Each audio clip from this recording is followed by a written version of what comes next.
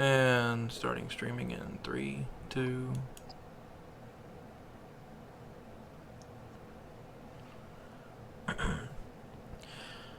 Hello, everyone, and welcome to the Atheist Reformation, a special podcast on a Sunday evening, here with William Albrecht of Patristic Pillars. Here today, we are starting our inaugural beer stream.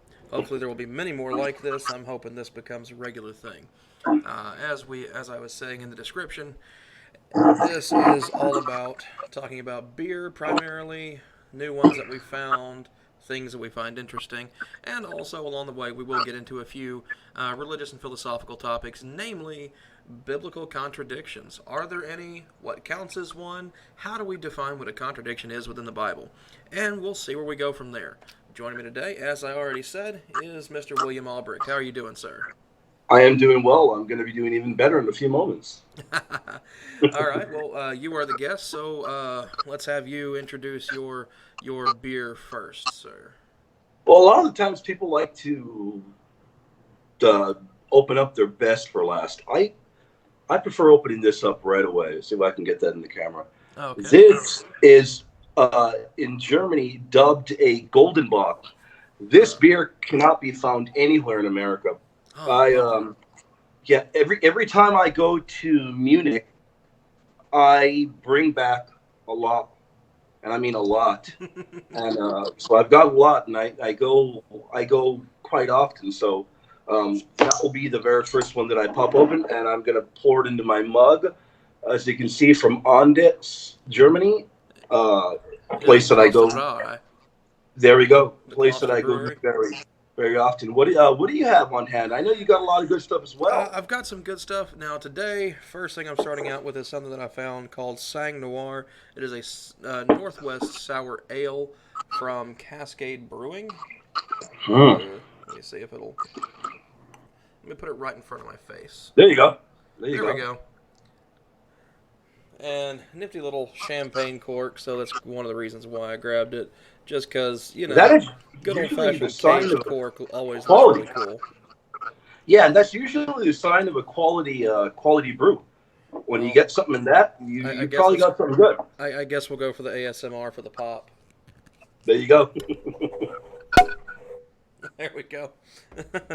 That was a hearty pop. Yeah, it sure was. Oh, and it's good and foamy. Right out of the gate.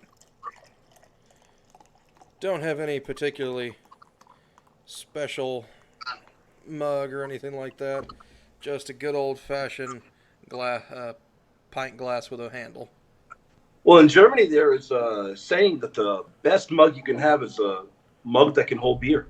Hey, you know? Exactly. There you go. Whether that be, this mug here or a Dixie cup, it works. You're right.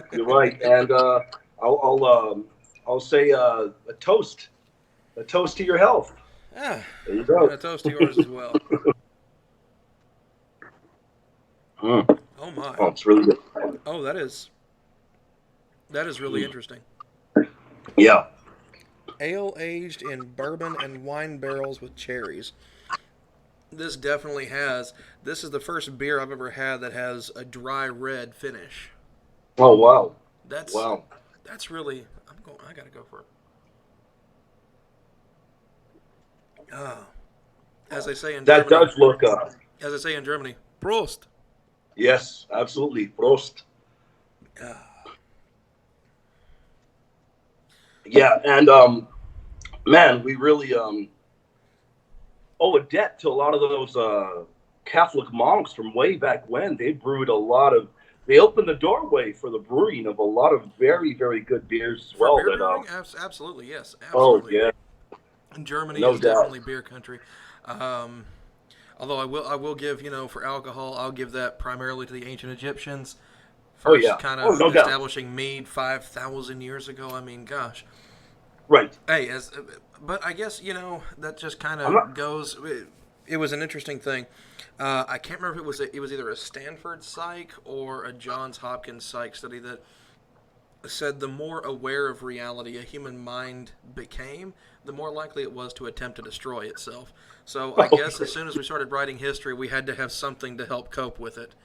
No doubt, no doubt. And we do owe a great debt to ancient Egyptians, like you point out. But I'm not sure they would have been able to come up with the incredible recipes that have come out of Germany. Man, Oh, that is absolutely not. No, no, no. wow, I don't think the climate would wow. support Wouldn't the have. delicate growth cycle of things like hops. Hops are Yeah, so delicate. they are. They're very delicate, and that is particularly why if you look up in America, Sam Adams, I believe Jim Cook will Hmm. go to Germany to get hops because he Yes. knows you've got to go to where you have to find quality in order to be able to get a good brew. Oh, absolutely, of course. Yeah, and they do have some pretty good. A lot of things that people don't know. A lot of people hear America or hear USA, and they immediately think Budweiser, Bud Light, garbage like that. When really over here we have an incredible diversity of very good beer, very good craft brewing companies. We've I got hate to very interrupt, but this good. is one of the things that I like about vaping is Oh, you can actually, and it can change the flavor. That's what's really cool about this. wow. Like I'm using I've never been. kind of a pastry flavor. I make most of my own vape juices because I try to avoid particularly harsh chemicals. I know you can't really get away from all of them with things like vegetable glycerin and propylene glycol. Always trip over that first word, but you can get some really interesting flavors. You can try and play mix and match. I get bored and try to clone stuff, but it's always a little fun for my own personal use. And it just sits on top of the beer like that, and It should have. it can change the flavor profile. Like by blowing that in there, this is a bit of a strawberry mix to it with the vape juice, Wow. Wow. and it really brings out the cherry flavor in the beer, which is always cool. I love seeing how Oh, that kind of stuff changes. oh, no doubt, no doubt. I love a good robust beer that really you can really enjoy it. Excuse me. Even when it comes down to room temperature, that is the example. That is when you know you've got a good brew on hand. Oh, yes, definitely. Definitely, yeah. Go get down there because I mean, one thing that I tell people all the time, if I'm going to go to a gathering with a friend, or if I'm going to go to, example, Father Paul would call me over to to have dinner, and Father Paul would pull out a Bud Light, God forbid. I would. I mean, I'm not going to be rude. I'm going to drink it. It was cold. I'm going to drink Oh, it. of course, of course. You know, I'll when drink it. you're at someone else's house, your Yeah. favorite beer is free. Your favorite There you brand go. is another one. There you go. But Cold there is is the optional. perfect example. But that's the perfect example that under ordinary conditions, if that beer were to go warm, that beer would be terrible. But then you've got a quality beer like the one that you're pouring right there, and if that goes to room temperature level, you've got the flavors, the profile begins to come out either Oh which yeah, way. this one I've had sitting out of the fridge for about 25, 30 minutes. Oh wow, Yeah, the only reason why I put most of these in the fridge, especially the cork beers, I put them in the fridge so they maintain pressurization. wow, yeah. I've heard that helps. I don't know if that's an urban legend or some kind of old brewer's tale. I guess we can't Mm, call it an old wives' tale, but hey, you never know. right, you're right there. But Yeah, who knows? I really don't know. I really never really thought about that. good stuff, really good stuff. That And does look good. that is awfully. Oh, I was wondering why it was coming off a little strong. This one is 9.9% alcohol by volume. Yeah, this one here I have got is I don't know if you can see there is 7 I think Yeah, 7 cents. 7.6. Yeah. Okay, there we go. 7.6. There we go. Yeah, and Yeah, see, it is. I'm one of those people that I've always ever drank for flavor. Never went for anything to just kind of get me messed up or drunk or anything like that. It Right. just seems to be an unfortunate byproduct of when I find something I like that's got the robustness to it, the nice flavor to it, the good hoppy flavor to it, or the interesting mix of fruit and aging and stuff like that in it, it always ends up being a pretty high alcohol beer. It usually really is, and unfortunately, that if what I've found in the past, I've had really, really good beers as high as 14 or even a little bit higher. Mm-hmm. Um, if you're not careful and you try to take down one or two of those right away, that will hit you Oh yeah, right away. it will definitely mess you up. You will not have a great day after that one. You will not. One of my personal favorites, in all honesty, and this one's kind of what I call a sleeper beer. One of those that doesn't taste like it's got a really stout alcohol content, but then you look at it later and you're like, oh my gosh, why did I drink so many of those? And that's Velvet Hammer. Wow, never had that one. It's kind of a dark amber ale, or it's got an amber coloration to it. I'm not entirely sure it's actually an ale per se. It could be a lager. I've only ever had it at bars. I've never actually been able to see a bottle of it Oh, okay. because it's hard to find. At least where I'm at, it's hard to find. Uh, but no, after asking around about it, it's like, no, it's like 12.5%. And Oh, it's one of goodness. those that you just don't notice it until you've sat there and you've kicked back, 4 or 5 of them, and you're just like, and you go to stand up and you're like, hey, hang on, this should Yeah. not be spinning. Or Oh, yeah. And you'll feel it I'll right away. oh, absolutely. I'll use the proximity effect on my mic here. You done goofed. Oh, yeah. You've At made a that point, big at that mistake. point, you have. But hey, as long as you had a good time and you didn't cause any problems for anyone else and you got home safe, I'm not really going to argue with the person there. Right. Yeah. And that is the case. A lot of the times, that's the case in Germany. You've got a lot of gentlemen that are quite up there in age, and they're able to handle their beer very well, Oh and yeah, they're they'll able to put it get away. home very well, and they don't never cause problems or anything. Um, you rarely ever run into anybody at a German beer garden or pub, if you will, Hmm. causing problems. If you do, the majority of the time they're likely to be a tourist. Yeah, it tends to be, or every once in a while, just about every town, hamlet, village, they've got a town drunk. Just Oh about yeah, everybody's got one. oh yeah. So you'll run into those a time or two, I'm sure. And hey, that's what they do. That's their choice in life. I'm In I'm not Munich, really going to argue with it.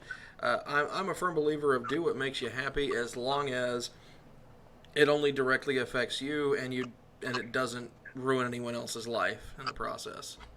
the funny That's thing my is libertarian mindset, I suppose.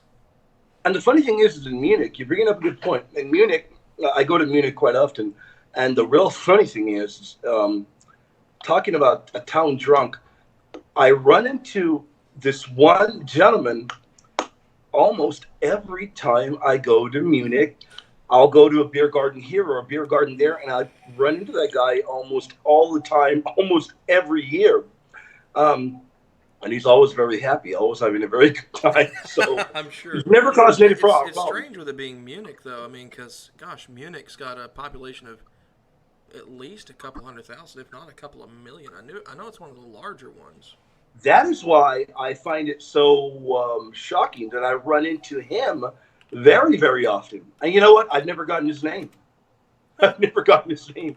I just take it for granted that I'm going to run into him again, and I've run into him a lot of times. Yeah, wow. No, Munich has a current 2019 estimated population of 1.45 million, although the urban area is much larger when you count on the urbanized areas at 2.65 million. Nearly Yeah. 3 million people. So that tells you a lot. If I always see him at least one time, that does tell you a lot. That's a career bar crawler right there. Oh, no doubt, no doubt. But hey, if that's what he wants to do and he can afford to do it, pay his rent, all that fun stuff, hey, more power to him. Yeah, because it's not cheap to live in Munich, so It's he can not cheap to definitely live afford in it. Germany at all. Like, it doesn't You're matter where right you're about at. It's that. not cheap to live there. I mean, granted, they have made some great strides. Like, their form of socialized healthcare is relatively efficient. It's not a dumpster fire like it is in a lot of other places. Right. But I think a lot of that has to do with the fact that they do a lot of their economy seems to center around things such as development or finance. Like you see a lot of that happen in Oh areas yeah. that achieve that level of nationalized or socialized healthcare. Oh, no doubt, no doubt. And people are happy there. They're very happy. The majority of the people you run into are quite happy. I know they're kind of broken into different groups lately with Angela Merkel there and all, but overall they're generally happy either which way. Yeah, Angela Merkel's been making some noise here, there, and yon. It seems. Yeah, she's become a bit of a polarizing figure, I suppose. Yeah, Yeah. yeah, you could say that. You could say that. One of the YouTubers that I tend to follow a lot is a guy named Sargon of Akkad. His name's Carl Benjamin. Um, I first started watching him back in 2014 when he was still doing his weekly show called This Week in Stupid, and he covered a whole bunch of things. Namely, it was stuff in his own country in the UK, and some of the inane things that they would do governmentally. He loved ragging on the Guardian, man. Oh yeah. But hey, A lot of people do. yeah. But good content. I would recommend anybody watch him at least once or twice. Go look at some of his older stuff. Some of his newer stuff's pretty cool too.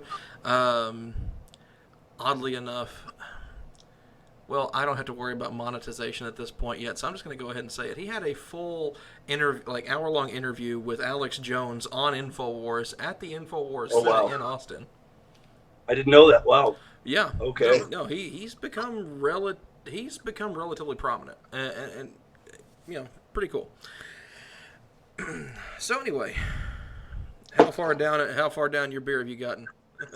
I am very close to opening another one. I am very close. I'm Maybe way a little behind bit. you And I do have I've already refilled my glass, but this thing is still about a that third of that. the way full. This is That's a essentially big a wine bottle. bottle. Yeah, compared to this one, that is a big bottle. This is not very big. Yeah, and I do have with this beer, I do have some big bottles as well. I've got a lot of them, and one of these days when we do meet up, I will share some with you. Awesome, absolutely. I am We'll fully do convinced. we'll do a side by side beer stream, and we'll feature that one. I am fully convinced it will be one of your favorite beers of all time. I have no doubt about that. German beer, by far, is still, what calls to my non-existent atheistic soul. There you go. This beer garden, if you will, in Munich was almost like a little bit of a hole in the wall, but people know how to get there. They've got incredible beer. They brew it there in home, and the owner is a gentleman that he's not in it to become a millionaire. He's in it to live comfortably, and he's living relatively comfortably. He does not send this anywhere but in Munich. So I have a lot of them. I age a lot of them. This one, as you can tell, this was a special one I pulled out for the show. Mm-hmm. You can tell the date there. Oh wow, yeah, that one's Yeah. June 2nd of 2017. Yeah, that one's an old one. Yeah, I probably have maybe about, no lie, no joke, maybe about 80 bottles. I get plenty every time I go, and I've been very lucky. I'm not going to lie to you. When I return from Germany, every time I go, I bring back 2 suitcases full of beer. Full of beer. Customers And not must one love time, you. hey, not one time has any of them ever arrived broken.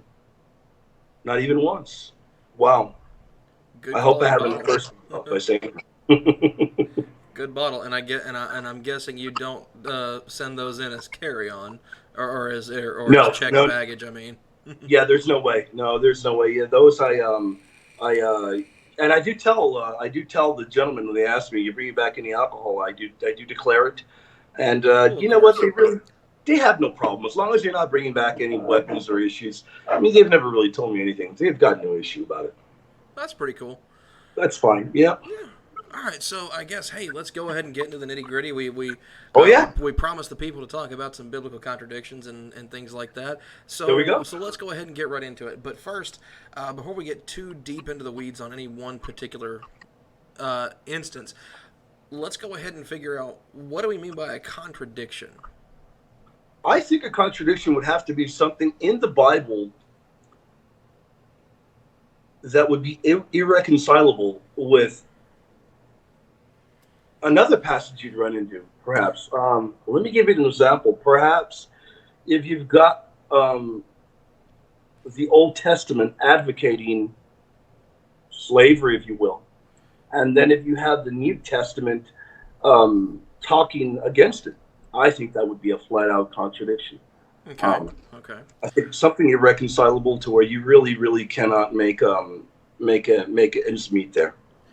Okay. Well, I will say, as far as slavery goes in the Bible, I'm not going to say completely that Old Testament advocates it per se, but it does offer some unique takes on how to engage in it, on how to perform the practice, and some not so really good ones. Mm.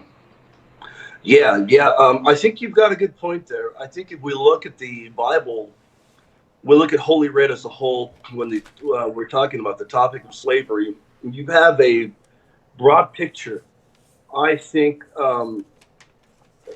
it was a reality of the time period, of every time period throughout Holy Writ. And that is the reason why I believe maybe perhaps you look in Exodus and then you hop on over to the book of Ephesians and you have different views on what they're talking about in terms of slavery. I don't think it was ever advocated as being part of God's plan for humanity. I just think it was an unfortunate reality for them. And I think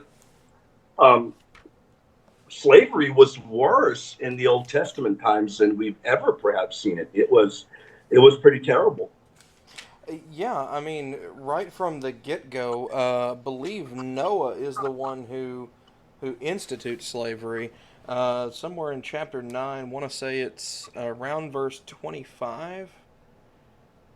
Yeah, 9:25, and he said, "Cursed be Canaan, a servant of servants shall he be unto his brethren." And he said, "Blessed be the Lord God of Shem, and Canaan shall be his servant."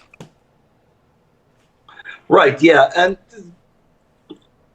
I would argue, and I think it is very clear from the text, I think the kind of slavery being talked about there in Noah would be very different from the kind of servitude that Moses was under, that you find Paul and many of the other individuals under. I think it was. I think the language he's using is quite different, even though roundabout we can tell he's still talking about servitude either which way. I don't think it was a kind of servitude that was an iron fist, evil kind of servitude that you do find the Israelite people were under.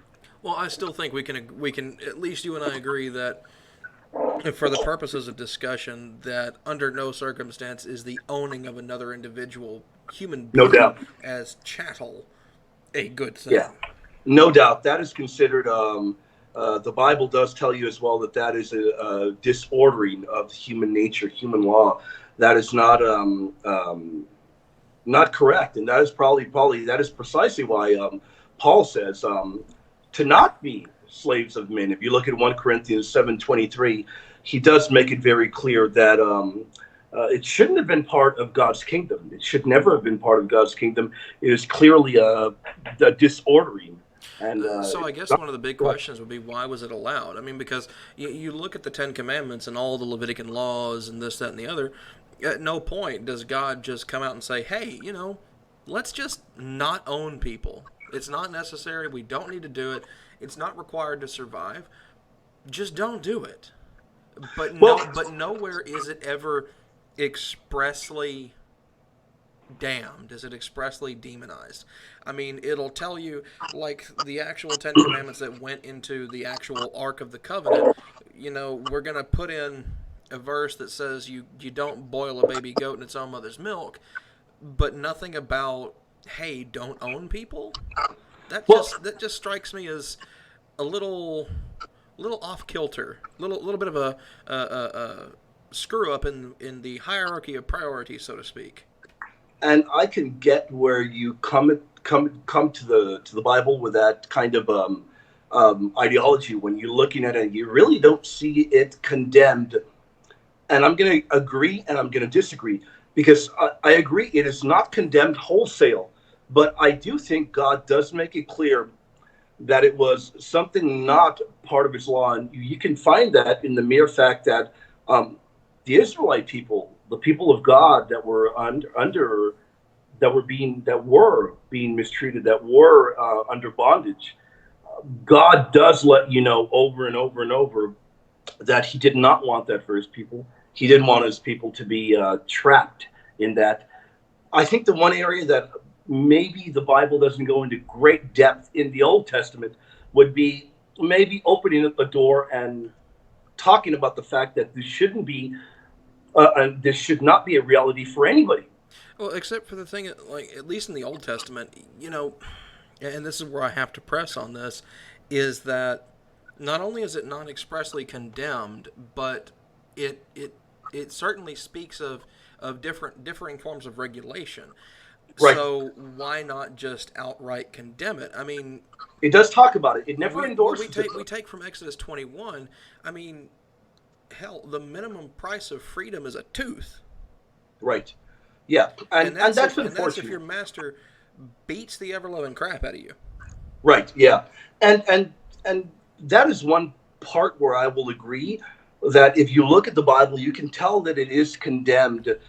We don't get a whole picture of the condemnation of it being it shouldn't be for anybody in essence, but we do know it is incorrect by the sense that God does tell us he does not want his people under bondage. But then you have the reality of the world that Moses lived in, the world that I'm trying to think, the world that Noah lived in, many of the other individuals, many of the patriarchs that they did live in. It was a reality of their time. That is why I believe if we look in the book of Numbers as well, you do have laws that are being handed down. What is the price of a slave? What is unfortunately how badly have they been beaten? We even read about how badly they've been beaten. I would think, and I would argue that that was an unfortunate reality of the time period that they lived in. I don't think God ever sanctioned it as being part of his part of what he wanted as part of his kingdom. I think it was a distortion. Okay. Well, hey, I'm going to take a quick break from this for a moment. Just we've had a lot of comment bombs going from this one guy, Anthony Ford. So looks like he's screaming for some attention. Let's see. How much is in my bottle? It is a 750 milliliter bottle, or for those of us that don't understand how to convert metric to imperial, 1 pint and 9.4 fluid ounces. And it's now empty and in my glass. And I'm going to have to try that. That does look really good. It is really good. I highly recommend it. Obviously, alcohol places don't do sponsorships, or at least not on YouTube, at least not to my knowledge. But I'm going to give a shout out to them. It's called Sang Noir. It's a Northwest sour ale aged in bourbon and wine barrels with cherries. This one was made in 2015, so this is a 4-year-old bottle, and it's made by Cascade Brewing. So if you get the chance, try it out. Absolutely. I'm going to open up another one. I have gone from a very, very good beer, and I'm going to go to a good beer. Not a great beer, a good beer. I have it very often. I bet you've had it already. Okay. I have it very often. I wait, and I might be wrong. I could. My memory might be failing me.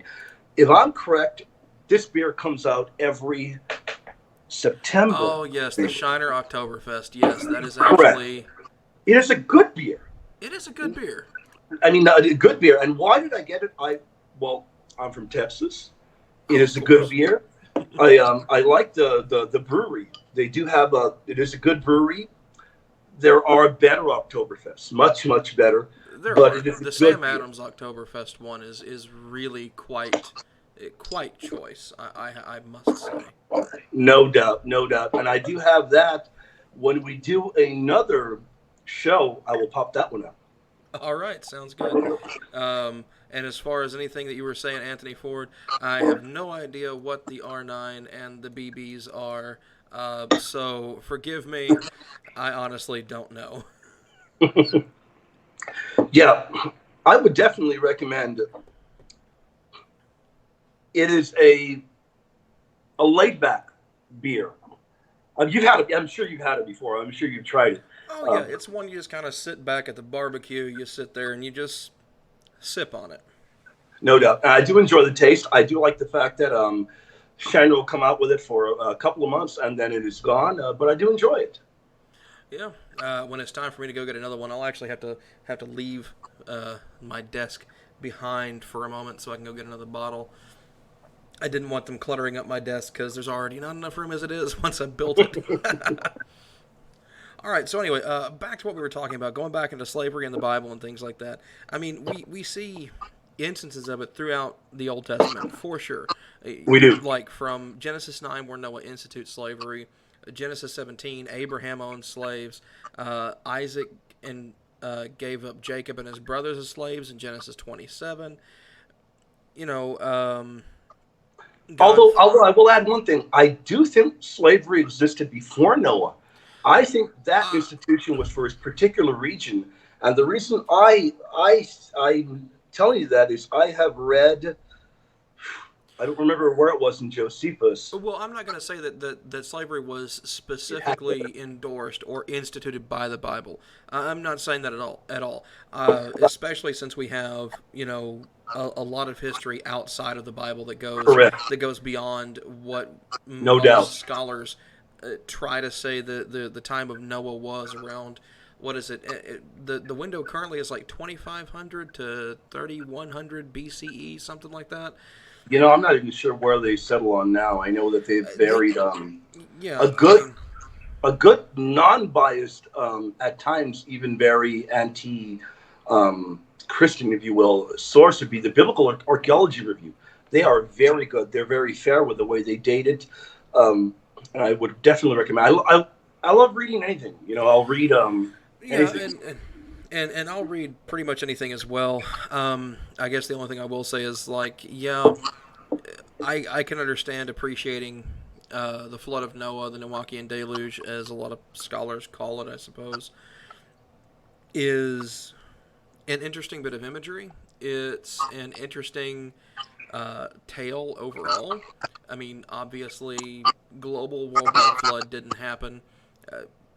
Plenty of evidence of that from the fact that physics, and maybe genetics, things like that, and now there could have been a localized one. There's quite a few myths from the region that speak of a localized flood. There's even evidence of a localized flood about 1,000 or so years prior to what most scholars date the Noachian deluge to, as far as a story.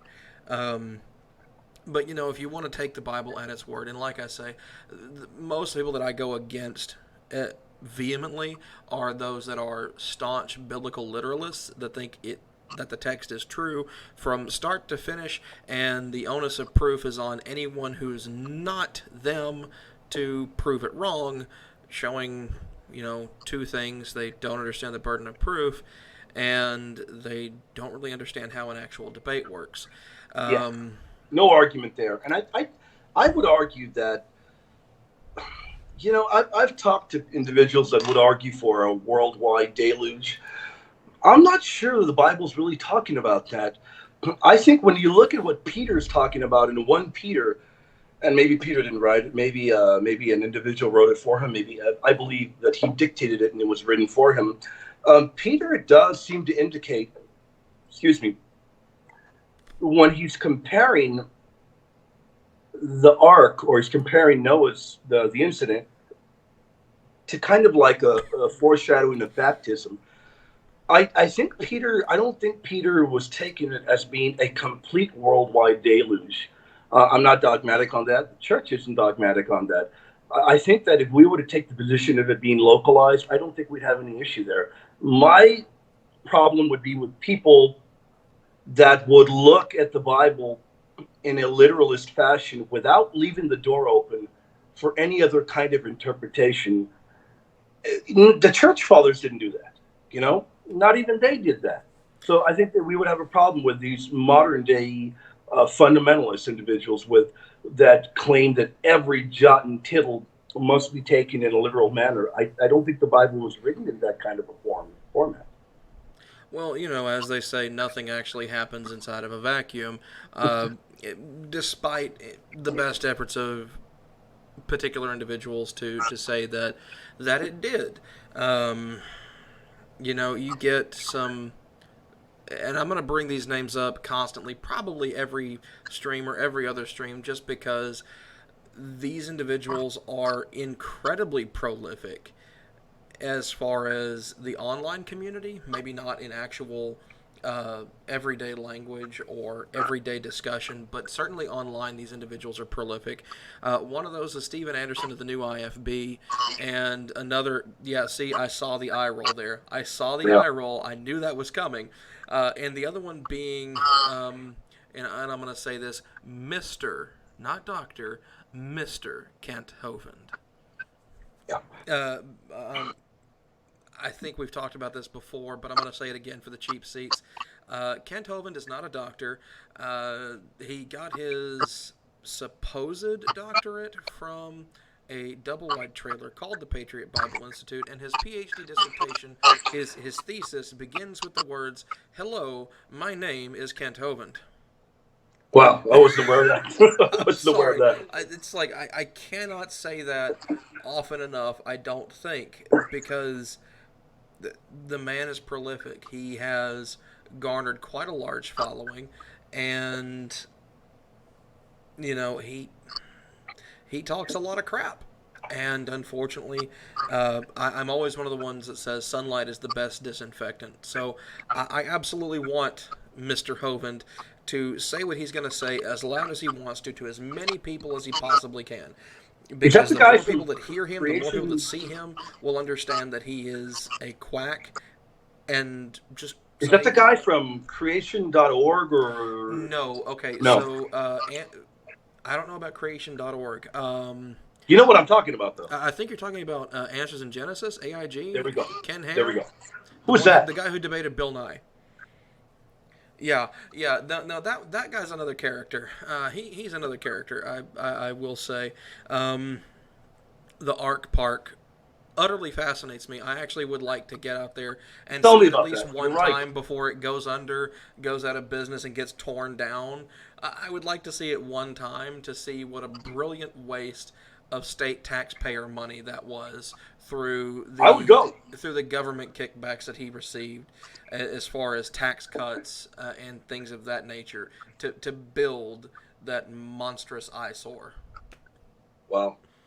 And if ever there was evidence, if ever there was evidence that an ark quite possibly was never built, the Ark Park has to be a proof against it, because it took over 2,000 man hours with modern tools, with prepared sourced lumber, and an already prepared site to build this thing.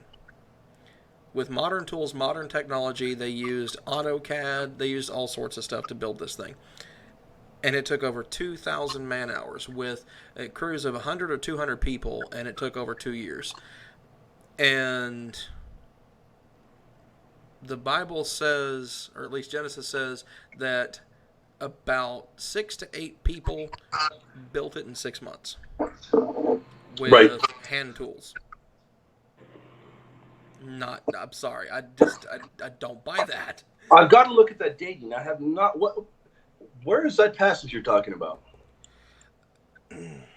Let's see. I had to pull it up. That one was kind of off the top of my head, so this is either going to take me a while to find it, or we can do a whole episode just talking about the flood and tearing apart that part. Yeah, because I if you want to. don't remember where that is. It was a short amount of time. It may not have been 6 months specifically, but it was definitely Okay. a short amount of time. It wasn't years. I wish I remember where that was. Let me pull that up. I kind of wish to.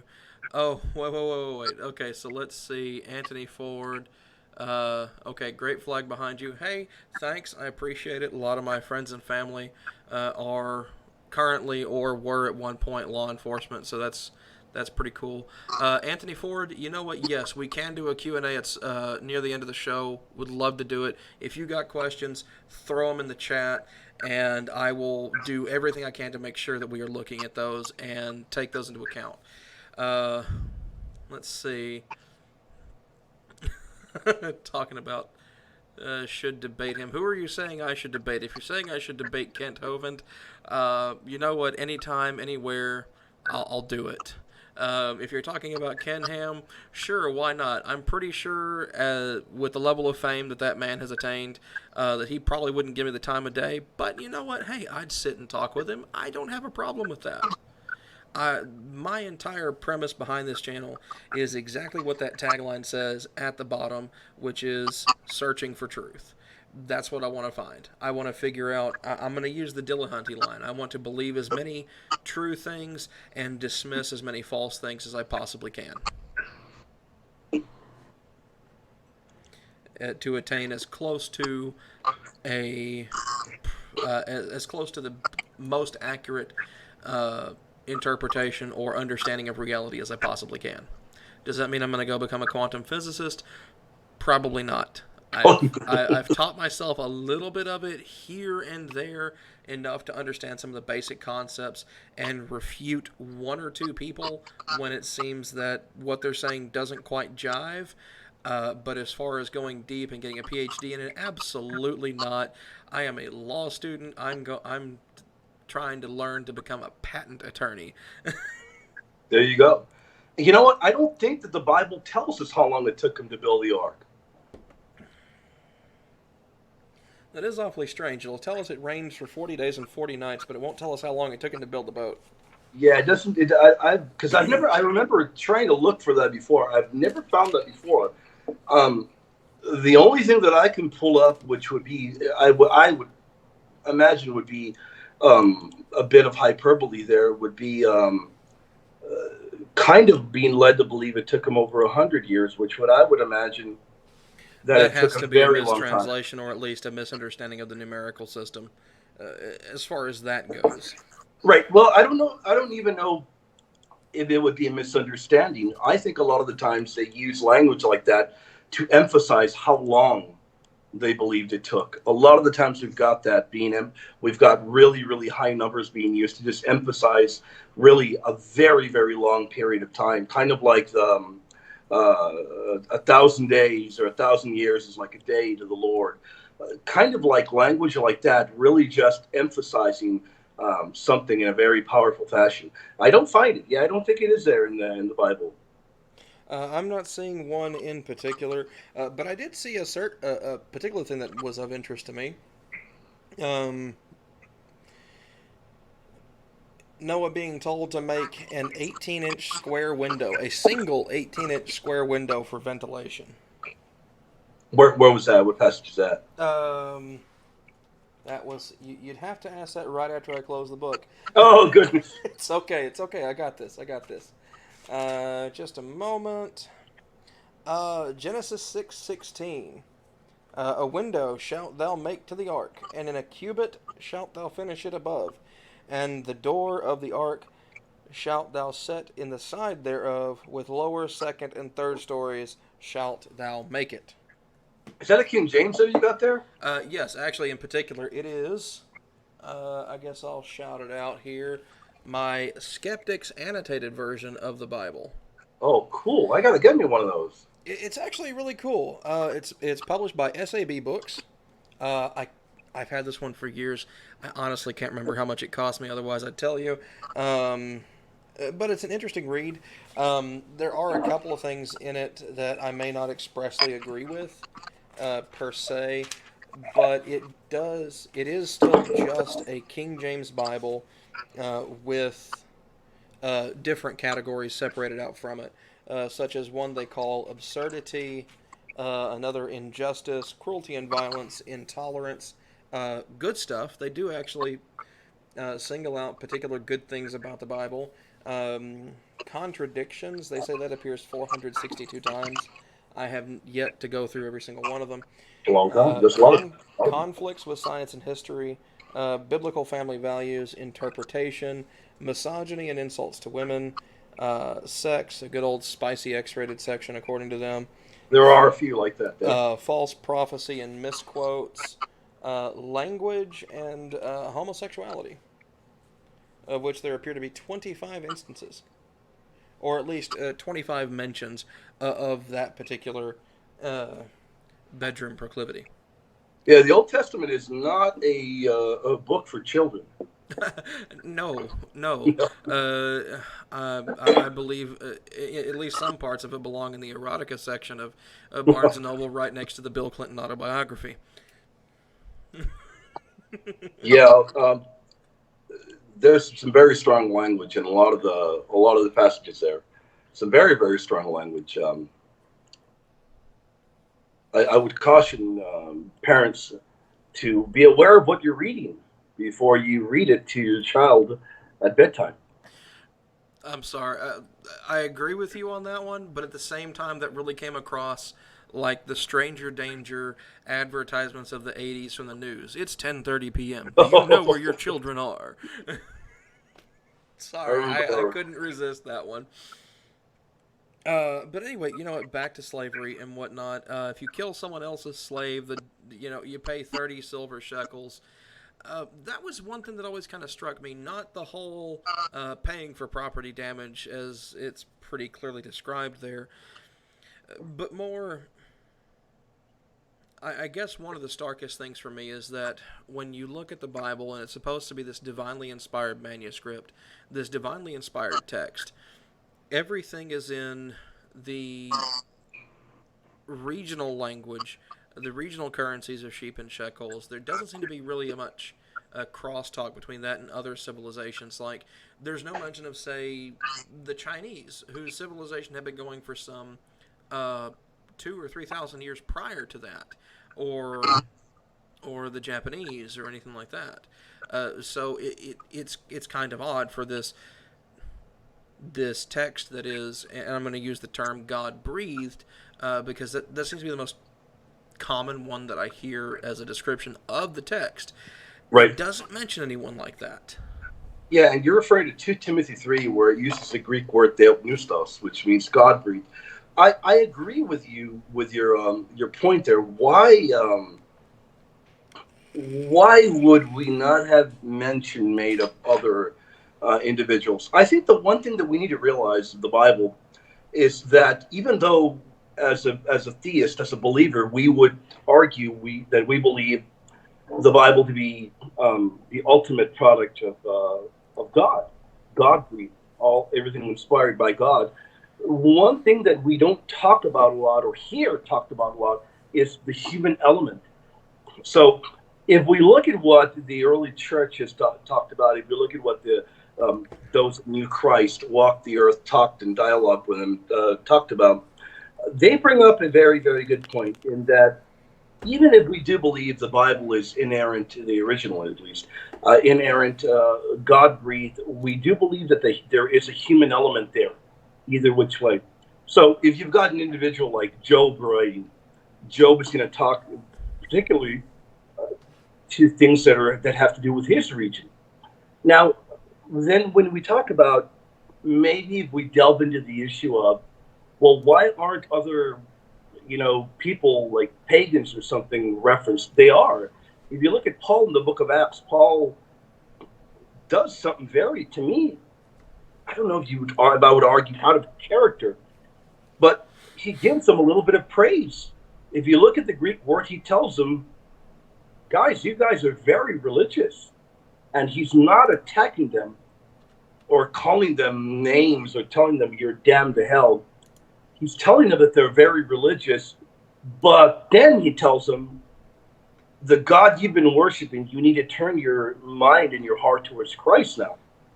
but he does acknowledge paganism. He does acknowledge other groups of individuals. But I think, and I think that it is indicative of the time and the region. A theist would say, and I'm pretty sure that probably wouldn't be adequate maybe for you or any other non-believer, but we would point to the fact that we believe that the Bible focused on the people of God. The nation of Israel, for instance, were the people of God that were being focused upon. And then we've got the New Testament, which talks about the other people of God, the fulfillment, the Messiah that has come. Is it, I don't know, I'm trying to see what word I could look for. Well, hey, while It you're doesn't working, mention every single group of possible believers. And I think that is why we get our eyes are opened up to other churches and other locations maybe we haven't heard about when we do come to the apostolic era, just a little bit after the biblical, in the biblical era time. Because if we look at one Clement, if we look at Clement of Rome, if we look at Polycarp, we look at Ignatius of Antioch, to me, I'm always shocked by the fact that what does Ignatius of Antioch say? He's talking about a universal Catholic church. That is a nice shirt. He's talking about universal. Anthony was asking to see the shirt, so I was going to take a brief break so we could answer a couple of his questions. Also, yeah, sure. We've got three people viewing right now, which really quick. Big shout out to both of y'all, all three of y'all. I really appreciate it. There you go. Let me just finish one thing. Shirt. Let me just say one thing. To me, it is always surprising. I wonder how many churches were around when Ignatius talked about universally churches all around the world. I imagine there might have been quite a few. But that is very cool. So you've got a few people that are commenting there. True. Yeah, no, well, not necessarily a few. It's one guy. It's Anthony Ford. But hey, I'm always appreciative of interaction, regardless of whether it's one person, 100 people. It doesn't matter. I'm happy for the interaction. And you just barely began. You're barely growing, so exactly. It's like we've got 2 people watching now. I'm at my measly little 16, hopefully 17 subscribers. Anthony, if you're listening, subscribe. It's right there down below. Easiest thing you ever did, just click that subscribe button, buddy. Yeah, and one thing I would tell your audience. You know what? I'd love to visit the rest of the world. Ever been to England? No, personally I haven't. Would love to go, would love to visit. I've had friends from there. I've had family live out there. Okay, awesome. Okay, so as far as reading the Quran, Torah, and the Holy Bible to my children most nights, funny little troll post, as well as works by Mill and Locke. Hey, you know what? Those are 2 awesome people to read and look up on. And now he's going to ask, which religions do you find are the easiest to debate? That's a really, really good question. I'm not going to say any one particular religion is easier than another to debate. What it comes right down to is this. It ultimately boils down to what kind of believer are you debating and what is the topic of discussion. Because a lot of people, when you're debating theistic individuals, a lot of your loudest ones are going to be the ones who tend to be more along the lines of fundamentalist. They, from what I've seen, don't always seem to be super well versed in the Bible. A great many are. I'm just saying the majority of them that I have encountered don't appear to be. I'm not going to say there's anything wrong with that, except for the fact that if you are a believer, you should know what your book says. No doubt. I mean, you're not doing your job as a believer, as a servant of Christ, if you're a Christian, if you don't know what your book says and you don't communicate adequately about it to other people. Yeah, and I wouldn't even argue that you'd have to know Greek. You wouldn't have to. Just know your Bible. You have to know Greek. I'm just saying you at least need to know what your book says. If you're going to tout this claim as Holy Writ, as evidence for life, the universe, and everything, you need to know what it says. And if you don't, that's a problem. Because if you don't, that's where you end up with people like this. Mr. Ray Comfort and his scientific facts in the Bible. 100 reasons to believe the Bible is supernatural in origin. Um, I can honestly say I've only gotten through about a third of this book, and the reason why is because I value my health, because I either run the risk of dying laughing with every portion of this book that I read, or to try, or I would end up in stage 1 or 2 alcohol poisoning for trying to get into the mindset that Ray had to have been when he wrote the book. Now, I'm sure Ray is probably not a drinker. He's talked about that a time or two. But one thing I will say is that, man, his ideas sound drunk sometimes. I mean, you know what? We're just going to do a random little game. I'm going to start thumbing through the book, and you tell me to stop, and I'm going to read something off of it. And I guarantee it will probably sound as absurd to you as it would to me or just about anybody else. You ready? William, you ready? I'm ready. Okay. Go ahead. All right. So, stopping here. Oh, this is wonderful. The Bible, page 44, by the way, for those playing the home game. The Bible predicts Russia's attack of Israel. A number of books of the Bible speak of future events. Ezekiel 38, written approximately 600 BC, prophesies that in these times, the latter days, verse 16, Russia, referred to as the Prince of Rush, see Smith's Bible Dictionary, page 584, will combine with Iran, Libya, in Hebrew called Put, and communistic Ethiopia, in Hebrew called Cush, and attack Israel, verses 5 through 8. This will take place after an Israeli peace initiative has been successful, as described in verse 11. And that's just the first paragraph.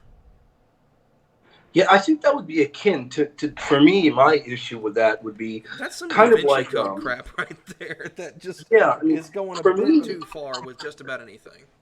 and for me, that would be kind of like a Muslim trying to find a prophecy of Muhammad in the Old Testament. I just find it absurd. You know, what you're doing is you're really, really reading into what you want to find there. Something is not indicative or even in there, and you're really, really reading into it. I really don't like that kind of anti-theology, if you will. And you know what? It really does more of a disservice than anything else, in my opinion. Personally, if Ray Comfort were to publish a copy of the Bible, much like the Skeptic's Annotated version, and have some of that whacked out nonsense in there, I would buy it, and I would call it the Bible, the InfoWars edition. I would have to. Now, a question from Anthony Ford, since he has been such a sporting person. First, Drew, you look like the kind of guy who loves canned spam. Yes, I'm fat. No, I do not like spam. That is some of the most disgusting on the face of this planet. But a question he has for you, Mr. Albrecht. What do you think of English beers? They're good. If you know what to get, and when we do another show, I will pull out a few of them. Sam Smith is good. They do have a few good beers there. They're not great, and I'm not being biased at all, because I can tell you right now, my favorite would be German, but Belgium are right up there. Oh yeah, Belgians make some good beer. And anyone who talks about Belgian beer, if you're gonna say something about Belgian beer and the only thing you've ever drank is Stella Artois, get out. Be quiet. just no doubt. Just doubt. stop talking. No.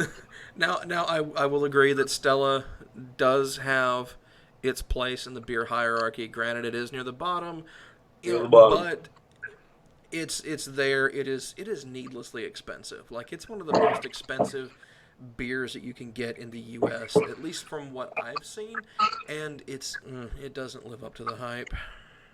There's one beer I'm about to open, and well, before you this open beer, you can get this beer in England or anywhere. It is from Germany, but you can find it. It is. Hold that bottle up again. It said Kloster Yeah, Andex. Oh, it's Kloster Brai, and that is a double bock. Anders. That's a what is that? Essentially a double hop. Double Bach. Oh, yeah. Oh, I do like those. And you know what, Anthony? You are right. German beers own Andex. Absolutely.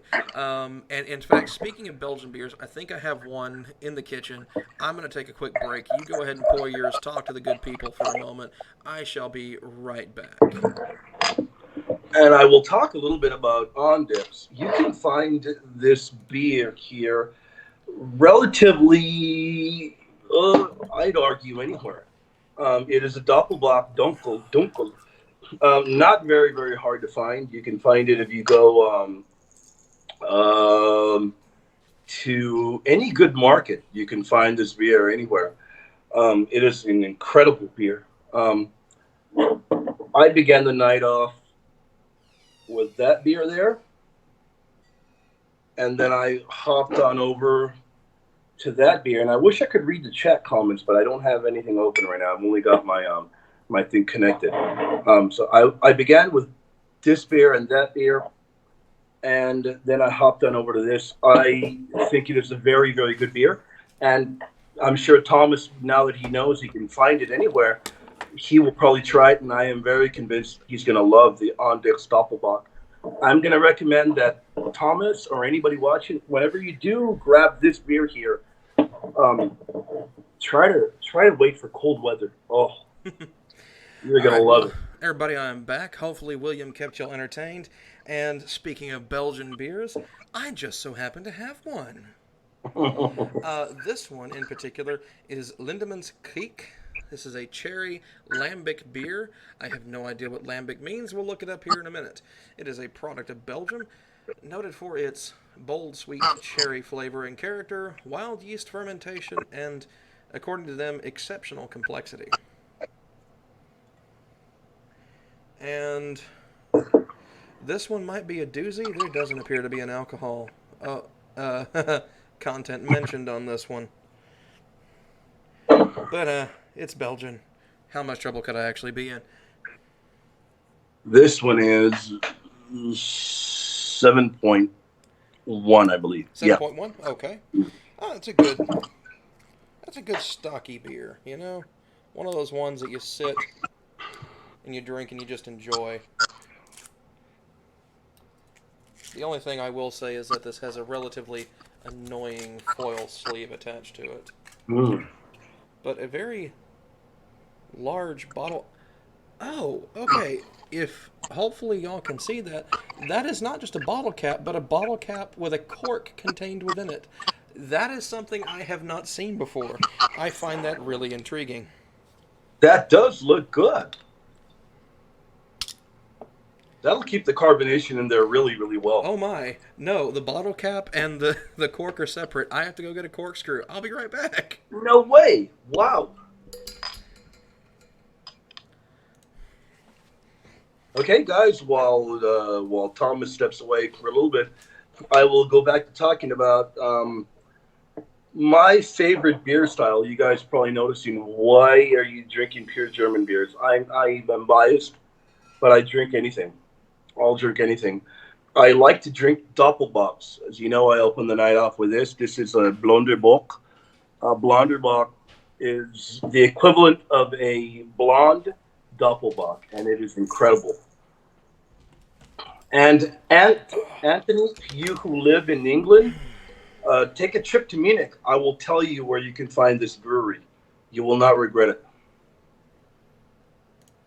All right, everybody, I am back once again. This time armed with my trusty corkscrew. Never thought I would have to use this on a beer bottle. But hey, there's a first time for everything. That is very rare for a beer. Yeah. You know, granted, we're in the habit of rare beers today because, hell, the first beer I popped the top on had a champagne cork. Oh, wow. Ooh, nice little pop there.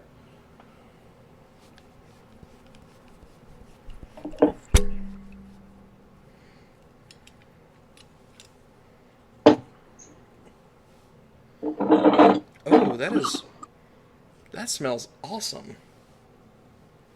I don't think you did. Did you put it up to the monitor, the bottle? Yeah, Yeah, you did. Here you go. Lindemans Creek. That does look good. It does look good. So now let's see. How does she pour? Wait. And for the following show, I've got to get a clear mug. Right. Oh, this is a nice dark red. Wow. That is beautiful. And I've got to point out that is a beautiful pour. Of course, 45-degree angle. That's how you do it. There you go. And you Great head there. That is great head. About the perfect amount of head there. Quality beer there. That does look really good. Okay, and now there's tell still us, some in the bottle. That's the funny part. But this isn't a true pint bottle, even though this is a true pint glass. How does it taste? Hang on. There we go. All right, just got the last of it in there. I will say, I love the green bottle. Granted, green's my favorite color. In case you couldn't tell, look at the overlay. Come on, people. But, all right. Prost.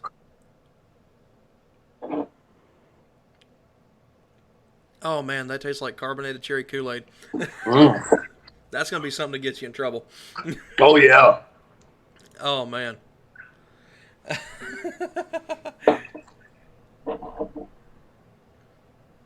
Oh, Anthony Ford is from England. Well, hey. Welcome to the stream from across the pond.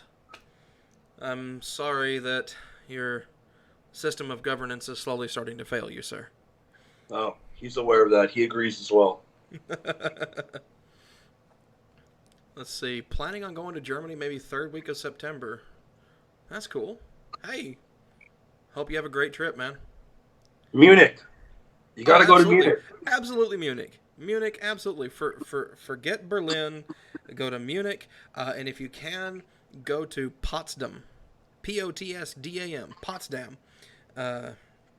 They have some of the oldest castles in Germany. Most of them are over 1,000 years old. Oh, yeah. A very rich and amazing history to just get lost in. And the architecture is fantastic, too. Beautiful. Beautiful. The churches are beautiful. They're incredible. The culture is great. I mean, I'm a little bit like you, biased a bit, I guess so. You're German as well, I believe. Last name is quite German. Well, not entirely German. It's got a little bit of Russian rubbed off in there. Okay. Not sure which part, not sure which branch of the family tree, but supposedly my family had an uncle that liked to have some spicy times swimming up and down the Volga River. And in the interest of avoiding the YouTube intelligentsia, I'll refrain from saying anything further than that. So I think we've kind of beaten the slavery thing to death a little bit. So we're going to stay in the Old Testament a little bit. And if you don't mind, I'd actually like to look at Numbers chapter 5. Now, a lot of people claim that that is an open biblical endorsement of abortion. Personally, I have to agree. Will I say that it is at the very least misogynistic? Yeah, I'll say that. It's like you leave for a trip, you come back, you're not entirely sure if your wife was faithful. So let's take her to the priest and make her drink something that could make her sick, cause a miscarriage. Depending on which version you want to look at the translation of, or which scholar wants to interpret it, could possibly kill her. Right. And here's a great thing. Sneak preview. I believe that I may have actually found a naturalistic explanation for precisely what happens in that chapter as the result of drinking that concoction. But we'll get to that in a minute. I've read that the ritual, the rite, many times. I've never really been able to, from what I've read, the early fathers that I've looked into, Jewish scholars that I've looked into, I don't really know exactly everything that's going on in there. But the one thing that I will point out, I don't agree that it is an um, promoting abortion. I don't even think there's any abortion occurring in there. I've Um, looked at the text. I've never well, found it anywhere there. well, depending on who you get to be a Greek translator or Hebrew translator, it can come across one of a few different ways.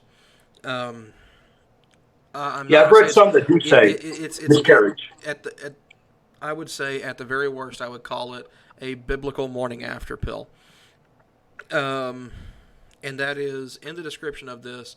The woman is subjected to a line of questioning by the priest, not necessarily by a court, although some interpreters and scholars interpret that to be some kind of a court, where the priest encourages her, "Hey, confess, confess. If you don't, you got to drink this stuff." And at first, it seems innocuous. People are like, "Oh, she's just made to drink holy water." Anything that happens after that is entirely because of either her guilt or because of something to do with her iniquity, as is referenced later on in the chapter. However, when you look at the recipe for this brew, it's not just holy water. It is particularly holy water in an earthenware cup or goblet, mixed with dust from the floor of the temple, and then Hmm. to have the curse of the law of jealousies written on parchment, dried, and then have the ink scraped off of the parchment or papyrus into the cup for her to drink. Hmm. And so it's potentially causing a miscarriage. And I think I may have actually. I'm not going to say I discovered it. I'm sure someone has mentioned it somewhere. I just wasn't able to find where anyone mentioned it. So here's the. It's definitely a dastardly concoction. It really is. I, But. And I want to mention particularly in the text itself, and biblical scholars have said that there was nothing inherently dangerous in the brew that the woman right. consumed, Hmm. but that it was God's will as to what happens at the end of it. And That's correct. I have to disagree with that. And a lot of that has to looks at what was ink made of. And interestingly enough, two ingredients within ink during that time period in that region were two particular minerals: iron sulfate and copper sulfate. And the reason why those are important is that when you look at the effects of copper sulfate, is that the lowest lethal dose, lethally toxic dose ingested by a human of copper sulfate is 11 milligrams per kilogram of body weight. So for a 220 pound individual, they would have to ingest 1100 milligrams for it to be toxic, for it to be lethally toxic. Uh, However, some of the side effects of copper sulfate, and it doesn't even have to be in that amount, that's just the lethal dose, um, is the effects include infertility, higher miscarriage rates, loss of menses, and hormonal imbalances in women, which pretty accurately describe causing a miscarriage in Numbers 5, along with not being able to bear children or being cursed among her people.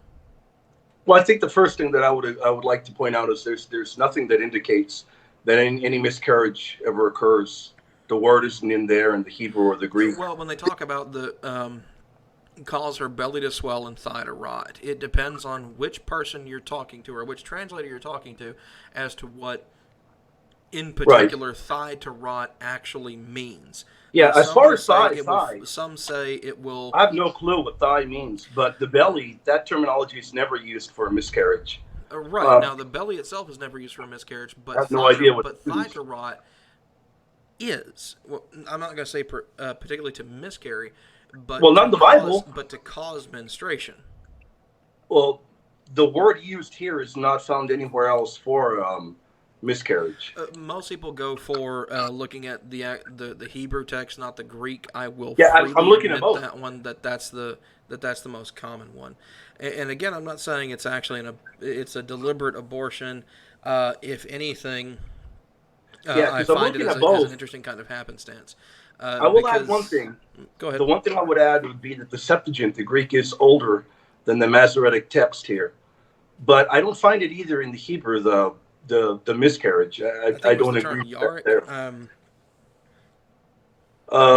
what, I think it was the term Yarick. what verse was that? I Which don't one? have that tab open anymore. I don't think either that or I had it open on my phone, The and thigh, the I thigh tossed rot my one, phone away. or are you talking about the belly? No, I'm talking about the thigh to rot. I want to say that was the Yarek, word. yeah. Yeah, Hmm.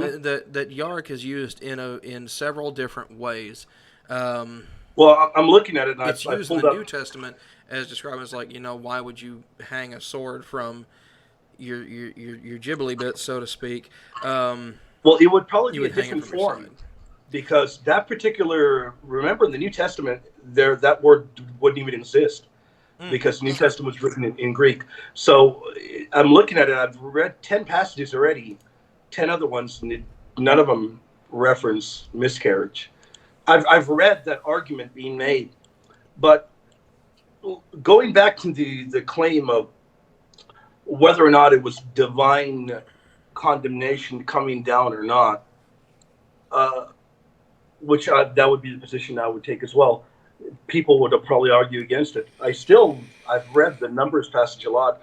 I just don't think that it, and I will admit when they're difficult passages to deal with, I don't think it's mentioning any kind of abortion here. I just don't see it. Well, and again, I'm not saying that it's actually explicitly mentioning an abortion, just that it is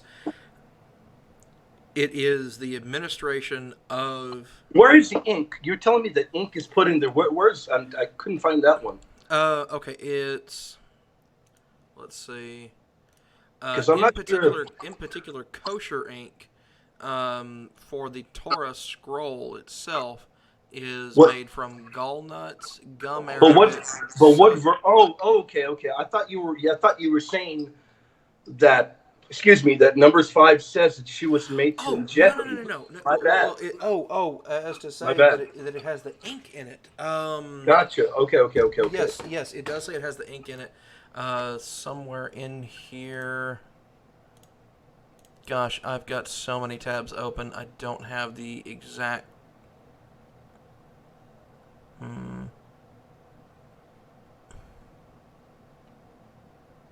I'm not finding that one. You could be right.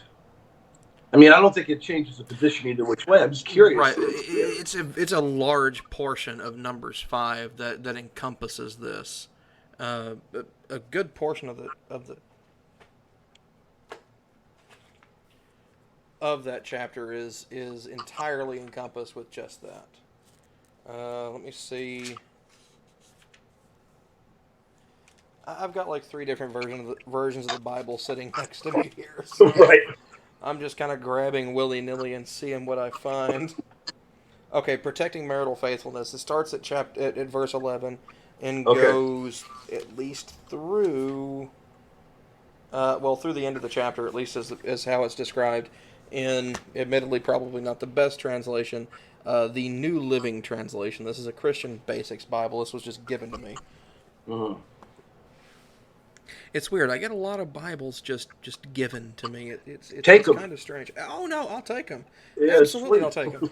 Uh, because hey, I'll wear one or two out going through and digging through and highlighting stuff, writing stuff down. Yep. So it always helps to have backups. Um, let's see. Yeah, I don't believe the ink is ever put into the concoction. It. Where is it at? Okay, Yeah, Bibles I'm and looking at Bibles verse dot com. 17. The Let's water, see. the dust. Yeah, I don't think it's ever put into the concoction. It's talking about writing the curse on the paper and then scraping the curse into the cup. Or is that? Okay, so this is being pulled Because from BibleStudyTools.com. yeah, because it doesn't say that. It says the priest will write the curses on a scroll, and then he's going to wash them off with the bitter water. Right, and so the bitter water is made in the cup. So it, at least from the scholars that I have read on this, and most of this comes from BibleStudyTools.com. I'm going to freely admit, because it's the readiest access source that I have. Um, Yeah, I'm where looking at where it would be washed I'm in the seeing cup different ones. itself. Yeah, but I'm looking at the Greek. Nothing indicates that it goes into the water or that she's drinking it. I mean, we never read about her having to drink it. And not to take away from the fact that this is still a dastardly concoction. Yeah, no. Well, every English translation I've ever found says that she has to drink this. Um, The KJV, which I'm looking at, that one doesn't, or the Douay Rhymes. I've got a lot of them here in front of me. The KJV just says that he will blot them out with the bitter water. I don't know why any of them would say. I've never read one that says she would have to drink it. I'm looking at it, and all I'm finding is, and I'm looking at the Greek, is that they're wiping it out. They're using the water to wipe it out. and when he hath made her to drink the water, then it shall come to pass. Chapter 5, verse 27. Right. They should call. I mean, That's 24. He should cause KJV. the woman to drink the bitter water. But the problem is that we're not reading that the ink is going into the bitter water. We're only reading that the ink is washed off of a scroll because that was part of the ritual. But it doesn't say that it was washed into it. It just washed off. It was in essence cleaned. And then, because remember, the ink is cleaned with the bitter water. So they're using the ink to clean they're using the bitter water, sorry, to clean the ink off. It's part of the ritual.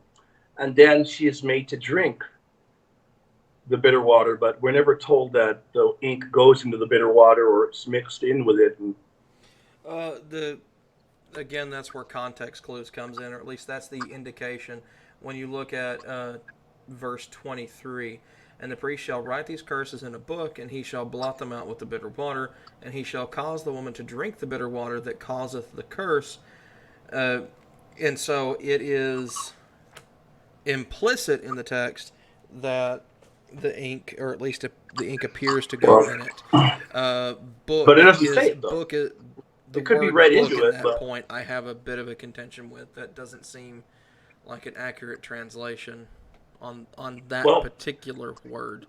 I would argue that it comes down to, remember, an individual could go from being a translator to an interpreter. And if one and the translation doesn't say the ink is mixed in, but either which way, one could, because I would argue, I'm looking at the New American Standard, and that one does say he shall wash them off into the water of bitterness, but the text doesn't say that. All right. Because the Greek word is actually what I will say on it is that looking at this from a naturalistic perspective, admittedly, looking at this from a naturalistic perspective, and seeing the translations where it says it is washed into the bitter water, and then she's made to drink it, it seems to make the most sense because based on the contents of the ink, we can actually explain, at least to some degree, the things that happen. Because the other part that I didn't quite get to was iron sulfate, which is another interesting thing. Because near the end of that chapter, it talks about how if she's innocent, that that her next pregnancy will be successful, and that she will have an easy labor. Now, it does say that she will also give birth to a son, but iron sulfate doesn't guarantee that. But iron sulfate does actually have some impact on fertility as far as bolstering it, and can make pregnancy easier for mothers who are anemic, which, in all honesty, in the biblical time, would probably not be all that uncommon, considering that meat was was, while it was a staple food, was probably not always readily available, and so anemia was probably something they had to contend with. So it's an I'm interesting gonna thing that through just an accusation of infidelity, you could inadvertently receive some form of prenatal booster. right. That is definitely what the text is saying. But I'm looking at it over and over. I don't, and I'm actually. I said maybe it could be a little bit ambiguous. I am fully convinced the ink does not go in the bitter water, and the reason I'm going to claim that, and I'll do more research because I could be proven wrong. The reason I'm going to claim that, I'm looking at the Greek word being used here, and every time that Greek word is used, it is to refer to something being completely eliminated. You can find it in Deuteronomy 29:19, Revelation 7, and Revelation 21. So I think that was part of the ritual. I don't think it went into the bitter water, Okay. but I don't. I mean, I could be proven wrong. But even if it did go into the bitter water, or even if it didn't, my argument, I would still argue, I don't think that is referring to abortion. I don't. And I don't again, I find that. wouldn't say that it's referring to abortion in and of itself. Just that in the event It's a of dastardly pregnancy, punishment. right? It is a punishment. Now, if she's pregnant, yes, it would be what you would consider a forced miscarriage to a certain degree. It would Right. be a If she would be biblically pregnant, administered morning if she after would be pill. pregnant, and I think that that really goes to the heart of the issue. Why? Because I think underlying all of this, I think the discussion should be why, and why something so what I've called many times over dastardly. Why? And I would say the reason being is we have a very great emphasis in the Old Testament of on marriage, and the one issue is when the and it was done by many patriarchs, when the wedding bed is defiled, we're told the Bible approaches it kind of like a curse of an act of idolatry, even. So curses are brought down upon those that defile the wedding bed. And I know people will bring up, well, you've got David, you've got all these people that had all these women. Well, it's They not even did. it's not There even was that. never It's sex. is that the Bible never actually says marriage is between one man and one woman. It's between one man and however many women he can afford to keep in his house. Well, the Genesis does make it clear, though. I would argue, and I know that'd be the topic for a whole other show. Mm. I think that does make it clear, and I think Christ makes it clear as well. The whole Matthew chapter 19 talk on divorce, that is why it's viewed upon in such a negative manner. I do think that it is made very clear that it is between a man and a woman. Well, Now, is that the image we always get in the Old Testament? No, it I'm not really talking is. about. I'm specifically referring to a single man and a single woman, or one man and one woman. What do you mean? One being the operative word, not the fact that it's a woman. Um, I I would argue that marriage has existed for centuries, years, possibly millennia, even prior to Christianity and Judaism. I mean, there was evidence of that in Zoroastrianism, um, Right. and things before that. I mean, I think it so differed, though. I think it differed as opposed to the way it is approached in Christianity and in ancient Judaism. I would well, argue that that is it's different. possible. I will freely admit I have not done anywhere near as much research into Zoroastrianism because I don't see many Zoroastrians running for Congress. You're not Funnily going to. enough, No, you're not uh, going to. so that's my take on that particular point. I'm gonna go to a question from Anthony since he's still hanging around. Awesome. Okay, so let's see, Drew. What are your thoughts about modern dating apps, and the relationship between the genders nowadays compared to the days of the church? Oh boy, wow! What a loaded question could you have asked Anthony? Um, so my thoughts on modern dating. Um, It's a good one. I don't really have any particular thoughts on it. Oddly enough, I'm still kind of the old-fashioned version. I don't really do online stuff as far as that goes. I prefer actual face-to-face interpersonal communication and interaction. Um, that my girlfriend, oddly enough, is asleep in the other room. She works a night shift here in town. um, as far as compared to the days of the church, not really done a whole heck of a lot of research into that in particular. Um, though I will say there was this really disturbing part in the Old Testament of if you were to assault in that particular way a young woman, and you would have to pay her father 30 shekels of silver, and then the two of you were married. But if you couldn't afford to pay, or you wouldn't own up to it, or something like that, if I remember right, the punishment was the two of you would be stoned to death in the village square. Yeah, dating. If we talk about dating, if I look at the era of the biblical era, I, particularly the New I'll Testament. interrupt you for just a second, just to make a Go ahead. joke, since it just popped into my head. I will make the joke that as far as in the days of the Bible, dating is probably far less lethal than it used to be. Oh yeah, Sorry, had to make the quick joke. It was there. yeah. Women were a lot more conservative back then in a lot of areas, and a part of that, as Thomas is bringing up a really good point. Why were they a lot more conservative? Well, guess they're worried about losing their head. For one, they're worried about losing their head, and a number of other things. Yeah, What do people I think? people seem to be a bit differently behaved when the primary punishment is for the entire town to go Gallagher on your gray matter. Yeah, yeah, no doubt, no doubt. What I think about dating apps, I really don't know. I've never used one before in my life. I don't know. I don't even know. I think one of I my guess friends set me up a Plenty of Fish one years ago. Hopefully that's no longer active. I've never heard I'm of not. it. I'm not even sure. I even know the login for it. But anyway, I think we'll just kind of. I'm not going to say dodge that question as much as we've kind of already answered it to the best that we possibly can, and go on to the showcasing of another beer. Since I have finished off my bottle of Belgian beer, that was the last dregs of it there.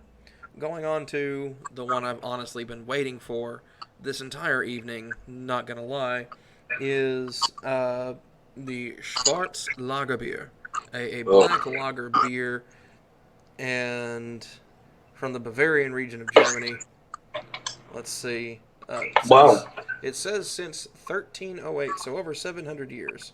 So hopefully they know what they're doing, or at least they should have in this amount of time. Yeah, that is going to be a dark pour. I know that right away. Oh yeah, Schwarz beer always means dark. It will be a dark pour, and I bet you that is going to be a very good beer. I'm betting it will be too. And yes, I'm using my can opener to do this because I can't find my actual bottle opener, so this will suffice for today. I'm using a generic one. I've got many others, but this is the one that was nearest. So, Yeah, well, see, my church key, like what you've got there, had a magnet on the back, and I think the magnet broke off, and for oh, the life of me, I cannot find it anymore. Or at least I could not find it today. And here we go for the pour. Oh, that yeah. is a good pour. I told you. Oh, there we go. Almost like a Coca-Cola. Oh, goodness. Oh, yes. Oh, and look at that. That is a beautiful head on there. Beautiful And pour. wow, that is as oh man. That's as black as my coffee that I drink in the morning. Oh, wow. That's that's gonna be stout. And there's still a good little chunk left in the gosh. Doing this backwards on camera is so hard to do. There we go. About a third of the bottle left. I didn't actually buy pint bottles. I just found them. They were singles, and they looked interesting as all get out, so I had to get them. And, post. Bottoms up. Oh, to your health. Ooh. Oh, Is that man. good? That hits like your alcoholic stepfather. Oh. But it's a good one. Whew.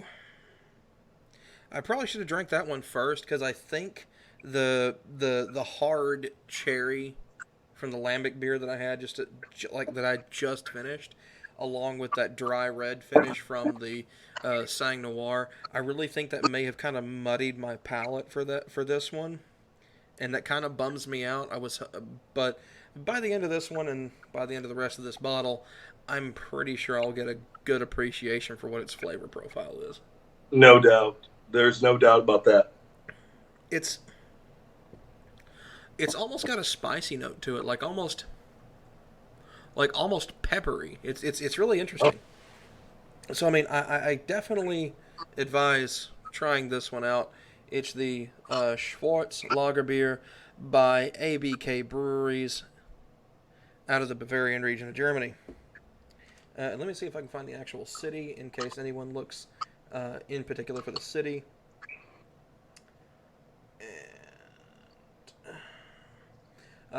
Kaufbeuren is the city name, at least by the appearance of it.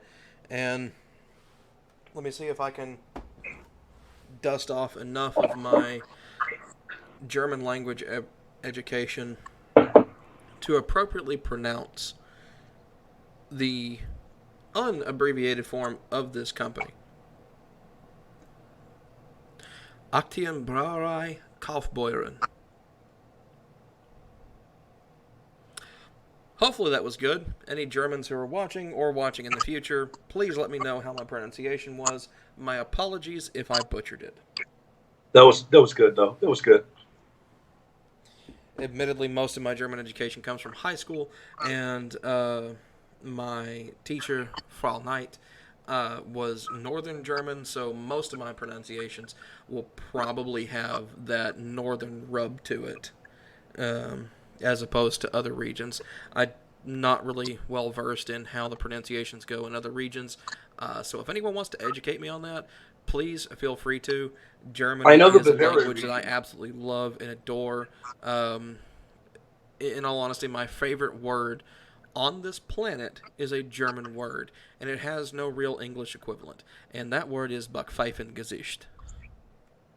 I do not know what that is. You don't know what Backpfeifengesicht is? No. Okay, so Backpfeifengesicht... And I know Bavarian pretty well. So Backpfeifengesicht is the closest way that it can be translated into English is it is a face that cries out for a fist in it. Or a face that is begging to be punched. And I mean, it's like, only in German could you just... have a word for that. Boil a feeling down to... its essence, to a quintessence of expression, and I absolutely love that. Like, there are so many just obscure German words that are, well, I'm not going to say obscure because I'm pretty sure they're commonplace depending where you go in common language over there, but you just don't encounter them elsewhere in the world because there's not really an equivalent for it in other languages, like Backpfeifengesicht, I think the word is Treppenwitz. I think that's the one where it's the perfect, like, you come up with the perfect comeback 5 minutes too late. I think that's what Treppenwitz means. We all know that. I know, right? Everyone's had that experience where it's like someone just pops off to you and just crushes your soul with something, and then you're just like, oh. And then a little bit later, you're just like, man, that was the perfect thing to say to that. Yes. Oh my gosh, I was right. I remembered it correctly. Treppenwitz literally means staircase joke. Interestingly enough. Because what do you know, the witty retort usually hits you in the stairwell on your way out. But of course, by then, it is already too late to use it. It says it derives from the French expression l'esprit de l'escalier. Hopefully I pronounced that one correctly. Which also translates to staircase joke. French, I do not know. French, I do not know at all. The only exposure I have to anything to do with the French language is a friend of the family who is Cajun Creole. And I'm not sure you could even call that French anymore. I believe the most Maybe not appropriate. anymore. I believe the most appropriate description of that of Cajun Creole that he ever said to me was, "It's French adjacent." Oh. It walks like the duck, it quacks like the duck, but it might Right. not actually be the duck. Might not quite be the duck, though.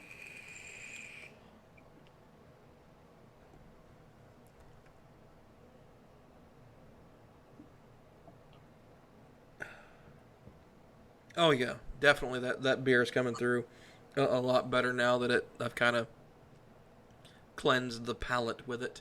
Uh, oh man, this is a really good one. You really do have to try this one. I'm Whenever you gonna get a have to go out and chance. grab one of those. Yeah, absolutely. And oddly enough, found it stateside. All Which right, is great. so let's see. Looking and see. What's my accent? Um, Gosh, well, wouldn't you know? My accent is kind of weird. I mean, I grew up in parts of East Texas, grew up in parts of South Central Texas, namely San Antonio. Um, I've done a variety of jobs elsewhere in the country and been exposed to a lot of different people from a lot of different walks of life. So I kind of default to a bit of a southern drawl sometimes. Right now, I'm kind of using what people have referred to as my quote unquote radio voice, just because I want people to be able to understand me and not get hung up on an accent and pay more attention to what I'm actually saying. Well, you are very clear. Well, I appreciate that. And also, you know what, Anthony Ford, shout out to you as well. Thank you for subscribing. I'm glad you're enjoying the stream, and keep uh, keep on throwing those questions our way. We will We're do both more. loving it. We're both enjoying it. Um, I'm not gonna read this one. Uh, well, you know what? Forget the YouTube censors. Anthony Ford, that was a funny little Alex Jones shout out. Extra fluoride to turn the frogs gay. Yeah, Alex Jones has some choice hot takes. I will say that. I agree. Golly. Mm, so tasty. I can't recommend this one enough. I'm gonna have to go out and grab one of those. I'm gonna have to. Definitely. Here, you can screenshot on Skype. So I'm gonna hold this up here and let you get it. There. Go ahead and screenshot that one. I got it. Awesome. There you go. You want to try it? I am more than happy to facilitate. And there goes the rest of that bottle in that mug. For any of those who care, what is the... Oh, this one... Wow. This is a very light beer. Really? It's a 4.9% alcohol by volume. Like Not bad. this is lighter than Budweiser. Budweiser's Well, like 5.5. right. I think 5.3 or 5.5. Yeah. It's something like that. Man, that is not something I would have expected from a dark beer. Huh. Well, I hey, agree. learn something new every day. Yeah. That's pretty awesome. Wow. I apparently predicted Anthony's question before he asked it. I am psychic. Subscribe to me now. Subscribe to me now. I'm kidding, of course. But hey, I figured that question would come up. And yes, that was my reaction as well, Anthony. Wow. I was really not expecting that. All right, so you know what? You have been so gracious, Will, in letting me kind of, show run, even though it's my show. As far as what we've covered as far as things in the Bible, I know that you referenced a couple of difficult passages or ones that you thought would come across as difficult. So let's go ahead and bring those up. Let's talk about a couple of those. Sure thing. I think one of them you said was in Samuel.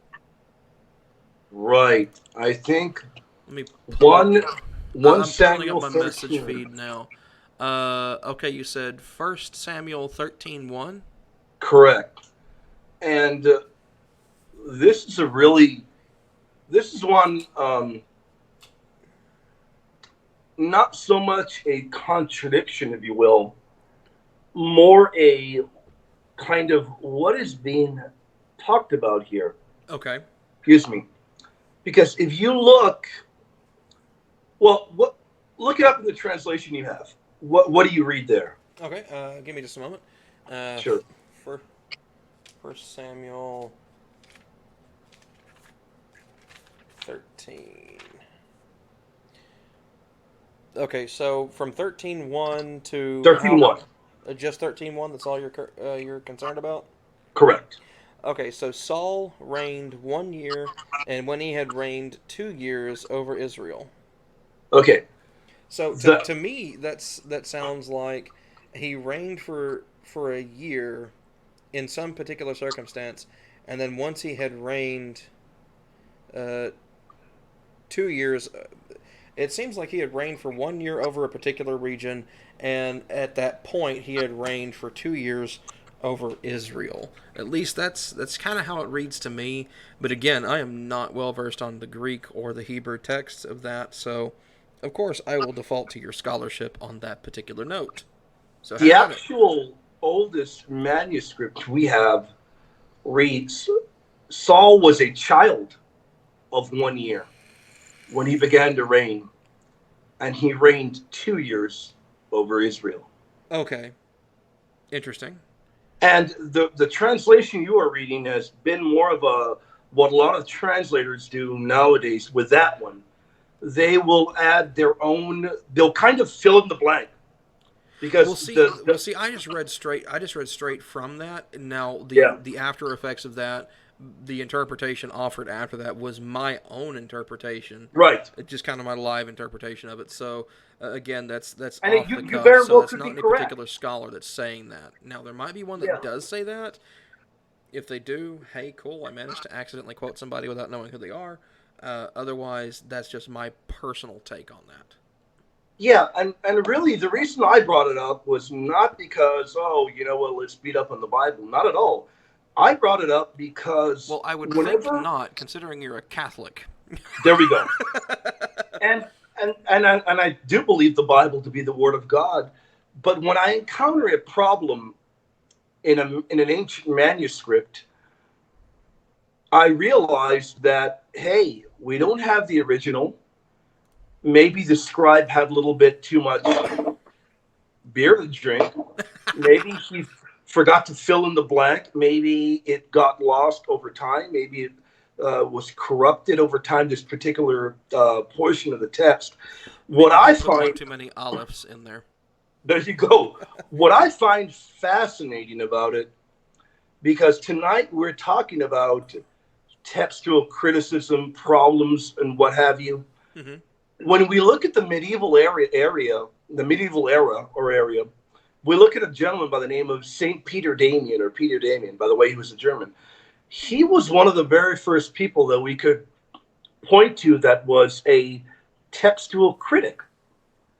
And this is as early as the Middle Ages, and he realized there was a problem here. How do you reconcile that problem? Why are we reading that he was a child of 1 year?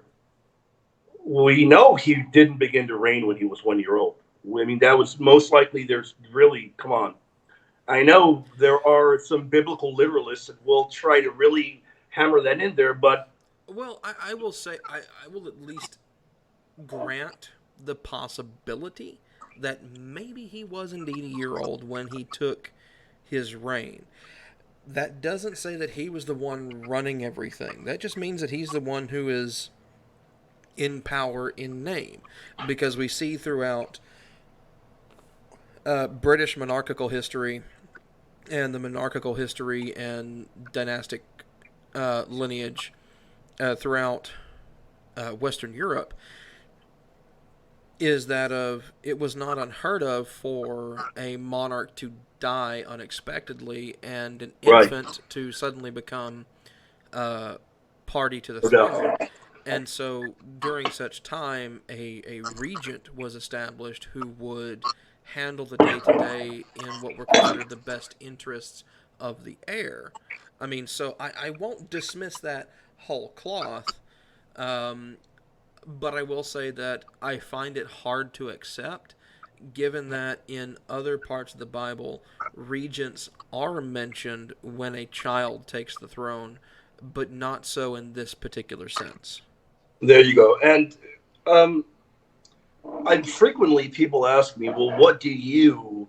Oh, hang Um, on. I'm going to go ahead and interrupt for a second. I'm sorry about that. Go ahead. Anthony Ford, glad to have had you on here. I understand it's 2 a.m. where you're at, man. Thank you for tuning in as long as you did. Thank you. I'm glad to have had you listening into the show. I look forward to you listening in the future. And we're going to go ahead and add to this one other thing that popped up from a Mr. Evolution False. I wonder what he thinks about evolution. Huh. Anyway, if you are going to attack the Bible as having alleged contradictions, have you established the universal of the law of non-contradiction? Okay, so He's telling me that? no, he's just asking that. I'm assuming he's asking me, considering that his handle is Evolution False, and he says if you are going to attack the Bible as having alleged contradictions, I'm assuming he's meaning me since I'm the atheist in this conversation. Okay. So I'm going to go ahead and address this. So the universal of the law of non-contradiction. Not completely sure exactly what you're asking there, but if you're arguing that the law of non-contradiction is a logical absolute, I'm going to have to disagree with you on the grounds that the laws of logic, as we describe them, the law of identity, the law of non-contradiction, and the law of excluded middle, those are our human-minded abstractions to describe reality as we see it. So I would argue that those particular laws are, again, our human attempt at describing the world around us, at describing reality around us. So there's no universal to be established.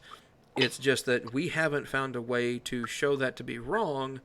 Although I guess if you want to jokingly figure out a way to violate it, you could use my college major. I'm going for political science and law, going into law school to become a patent attorney. At least that's my end goal. And at the university I'm looking to attend, or that I'm looking to finish out at, I can replace my final year of undergrad with my first year of law school, and it will count for both, which means I get to violate the law of identity and the law of non-contradiction at the same time. Granted, that's a very loose argument. No, it's not a true dichotomy. Yes, it's a joke, but you know it's a way to do it if you want to be flowery with the wording. Okay, so he's saying if I want to say that they are conventional, then they're arbitrary and non-obligatory. Yes, they are a convention. They are a human convention. It's an arbitrary description of something we actually see. Are you obligated to abide by those? No. But if you don't abide by those, everyone is going to see you as irrational and not worth carrying on a conversation with, Mr. Evolution False.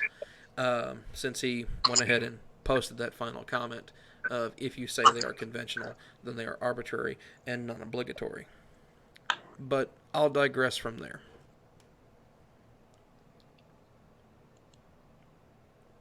William, if you have anything to say on that one, please feel free. Jump in at any time. You are a guest on here. Right. And I'm happy to have you speak. Right. Yeah. I don't know what point the gentleman is trying to make. I think he's trying to make a really... And Mr. Evolution False, please do not take this as an insult. It is not intended as an insult. I understand you have a limitation on the number of characters and whatnot that you can enter into a YouTube comment on a live stream. So I'm taking that into account when I say this.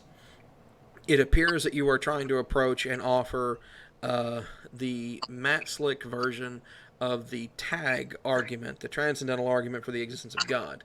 And it's not being done very well, but I will say that this is probably due to the constraints within how many characters you have that you can actually comment with. And so I'm going to give you the benefit of the doubt on that one. You're saying that I don't see universals.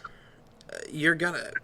He's gonna have to define what he means by what a universal is before I can say that I don't see them or I don't recognize or acknowledge them. But anyway, sorry about that. Please continue, William. I saw that, figured I'd let it go ahead and be included in the record, so to speak. And that is great. Any kind of discussion, even kind of talk that would open up the door to um, comparing whether or not there are contradictions in the Bible. Mm-hmm. I would argue that any of that is healthy discussion. If Absolutely. I mean, Very like the healthy, whole tagline for the show, it's right there at the bottom of the overlay. Searching for definitely. truth. That's the whole Yeah, point of this. yeah. We Is need to be able to really hammer away at the text. We need to be able to hammer away at it, and make sure that it is rock solid, that it can handle it. I would argue that it can. I don't know exactly what the gentleman believes in terms of any of the passages that we've been talking about, but that kind of a name, I imagine he's I guess you said a Matt Slick follower, I suppose. he might be the way he's approaching what he's saying in his comment or in his question. It appears to be from the Matt Slick School of Theology, Okay. um, or from the CARM website. Excuse me. I said Matt Slick School of Theology because I couldn't remember CARM off the top of my head. Yeah. He's now saying the law of non-contradiction would be a universal. And that's not telling me what a universal is. That's not defining a universal. That's just telling me, this is giving me an example of what you think a universal is. And I'm sorry, the law of non contradiction is a human abstraction, it is a human description of something. Now, do we see a rock being a rock and not a rock in the same way at the same time? No, we don't. But I will say this, as so many theists are fond of saying and parroting consistently, absence of evidence is not evidence of absence. If you stand in judgment over anything, including the... Okay, he kind of trailed off there, so I'll wait for him to finish his thought before we go into and address that. But while we're waiting for Mr. Evolution Falls to post his next comment so we can... Oh, nope, looks like he did. If you stand in judgment over anything, including the Bible, then you need a foundation. Okay, I'll grant him that. You do need some kind of foundation, but what form does that foundation have to take? Because we see throughout the entirety of human history that the foundation for moral principle, the foundations for what we see as moral and amoral and immoral, all of those shift and evolve over time, just like human beings do, just like every species on this planet does. I mean, so he says, I'm using the law of non-con without accounting for its universality. Again, you haven't established what a universal is, dude. I mean, if you want to see these comments, they're right there. It's in the live chat right now, William. Uh, Maybe you'll see something I don't. I honestly don't see where he's actually defining what a universal is in any shape, way, or form. He gives the law of non-contradiction as an example of what a universal would be, but seeing as how I consider that, and a lot of people consider that, an abstraction of the human mind used to describe reality, or a way to govern how we describe reality so we can do so in a cogent and rational frame of mind. I'm not saying where he's offering up what a universal actually is, but that's just me. Maybe you'll see something I don't. I don't know.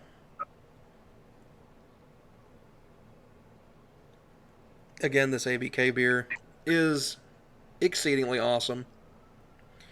Definitely has exceeded my expectations for a beer I'm gonna definitely have to go out and as grab one of low those. in ABV as it is. Um, okay, we have another one. Universals are propositions that are true at all times and places.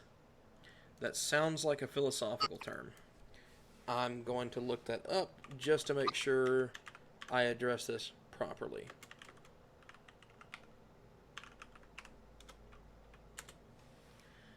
Because again, I don't want to misrepresent what this gentleman is saying, and I also don't want to sound like a complete idiot. At least not all the time. Okay, so looking at universal in the metaphysical sense, which is the only way I can see is this guy trying to describe it. That's not how it's defined. From the Stanford Encyclopedia, from the Stanford Internet Encyclopedia of Philosophy, in metaphysics, a universal is what particular things have in common, namely characteristics or qualities. The law of non-contradiction is not a characteristic, nor is it a quality. In other words, universals are repeatable or recurrent entities that can be instantiated or exemplified by many particular things. For example, suppose there are two chairs in a room, each of which is green.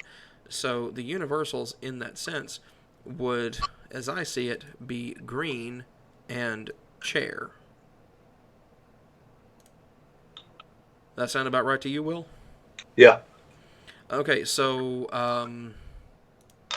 I don't know if you're using a different definition of universals, but from a philosophical standpoint, that's what the definition is, and that does not seem to fit what you're talking about, sir.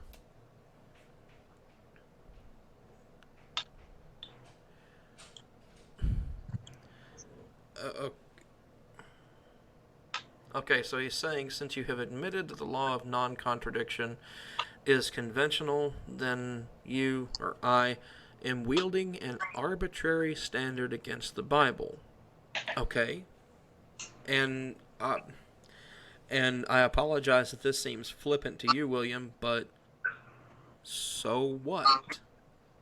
If the Bible is if the Bible is what many people think it is, a text written by humans, written by people, prescribed or dictated by a deity, it's still a human transcription.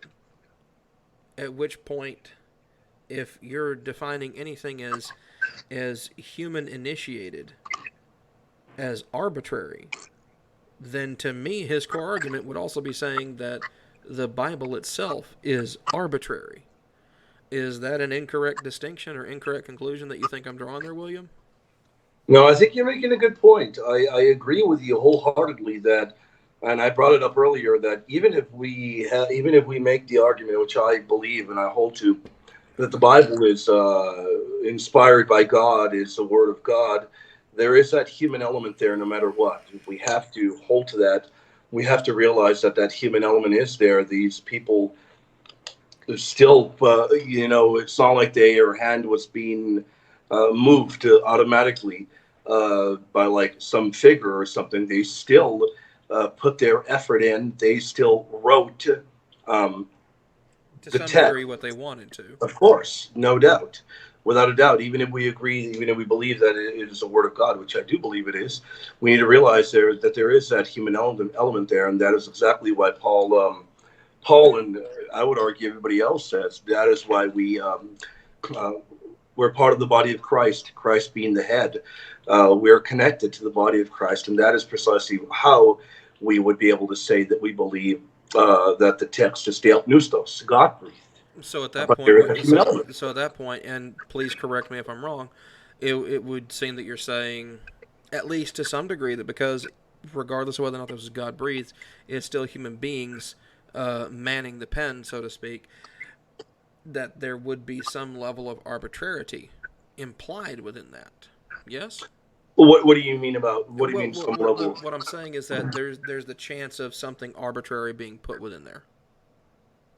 No doubt, and I think that We can find that in the book of Numbers, for instance. Sometimes we have a whole lot of data. All that we've really got is data being reported. Or we look in the book of one Maccabees or two Maccabees. Sometimes Mm-hmm. wars are being the only thing that are being reported. But sometimes information that you really wouldn't say is moving your spirit or moving you.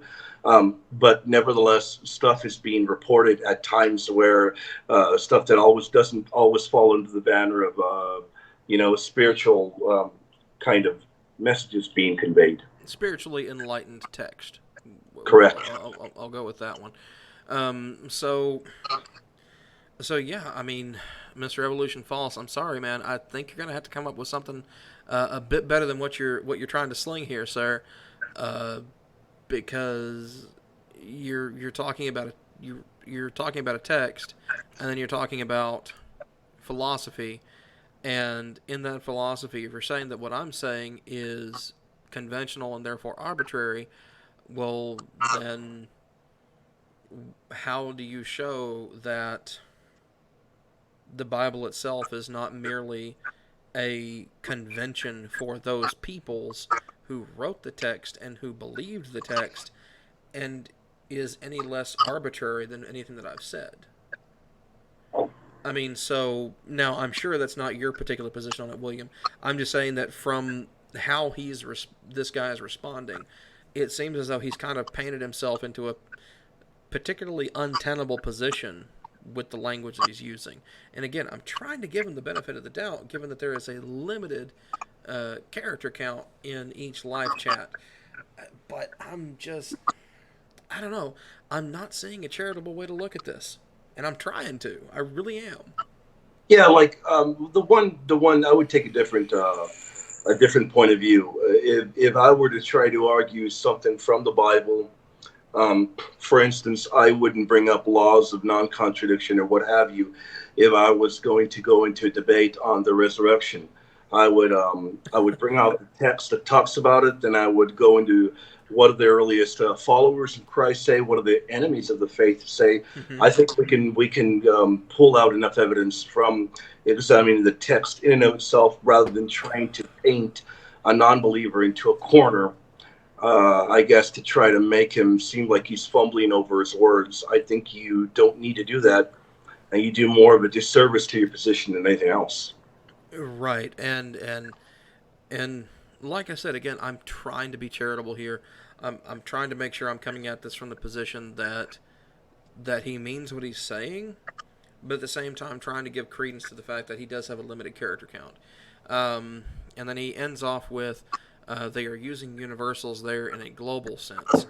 But again, that doesn't really explain what I've asked for is a definition for what a universal is and how this individual is trying to describe it. And I'm just not seeing it. So, well, I'll give him some time, let him go through, look at what he's written, and maybe he'll see where I'm coming from or where you're coming from, and maybe that light bulb will click, and it's just, oh, okay, that's not what I meant to say. I meant to say this, and we'll get to the core of the matter on that one. And I really hope we do, because I see, like you were saying earlier, any discussion, as long as it's done professionally, cordially, and respectfully, is a discussion that needs to happen. Is a good discussion. Definitely. So, you know what? I'm gonna bring this one up. I think you may have brought it up too, but it was one of the ones that I had questions about. How do we get to heaven? Is it by faiths? Is it by faith or is it by works? Because there seems to be some contradictory information in there, or at the very least, it comes across as contradictory. Like starting in Ephesians 2:8, for it is by grace you have been saved through faith, and this is not from yourselves; it is the gift of God, not by works, so that no one can boast. But then we have Romans 3:28, who says we maintain that a person is justified by faith apart from the works of the law. And then in Proverbs 24:12, will God not repay everyone according to what they have done? So that would be different from faith in that regard. And then we have James 2:14. What good is it, my brothers, if a man claims to have faith but has no deeds? And then in Matthew 16:27, for the Son of Man is going to come in his Father's glory with his angels, and then he will reward each person according to what they have done. Uh, and then finally, the last one where I found was Revelations chapter 20, verse 12. The dead were judged out of those things which were written in the books according to their works.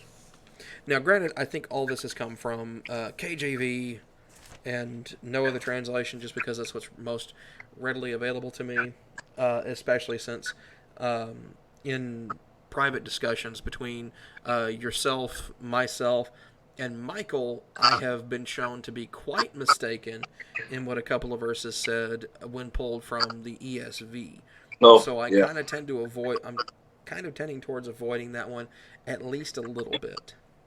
You know what? Let me take a quick little break to get my final beer of the evening. Okay, I sure, will be, and I'll entertain yeah, I our will not current be number of long. viewers, and then I will take a break and go grab my final beer as well. Or well, I don't think it's my final one, but anyways, folks, I greatly appreciate all four of you that have been watching so far. This is a brand new channel. It is growing slowly. Mr. Albrecht has been very kind and has been a wonderful contributor, and I sincerely look forward to having him on as often as I possibly can. I really enjoy talking to this guy, and I've come to kind of count him as a friend. But anyone else who's watching, if you have questions, please throw something down in the chat. Make sure to include at the Atheist Reformation in there. That will flag it and bring my attention directly to it. Mr. Evolution False, if you got anything more to say, please do. I really do want to understand your position, and I want to communicate with you effectively on it, because I believe that any discussion, as long as we can do it politely, is a good discussion. And also, quick sneak peek for everybody paying attention.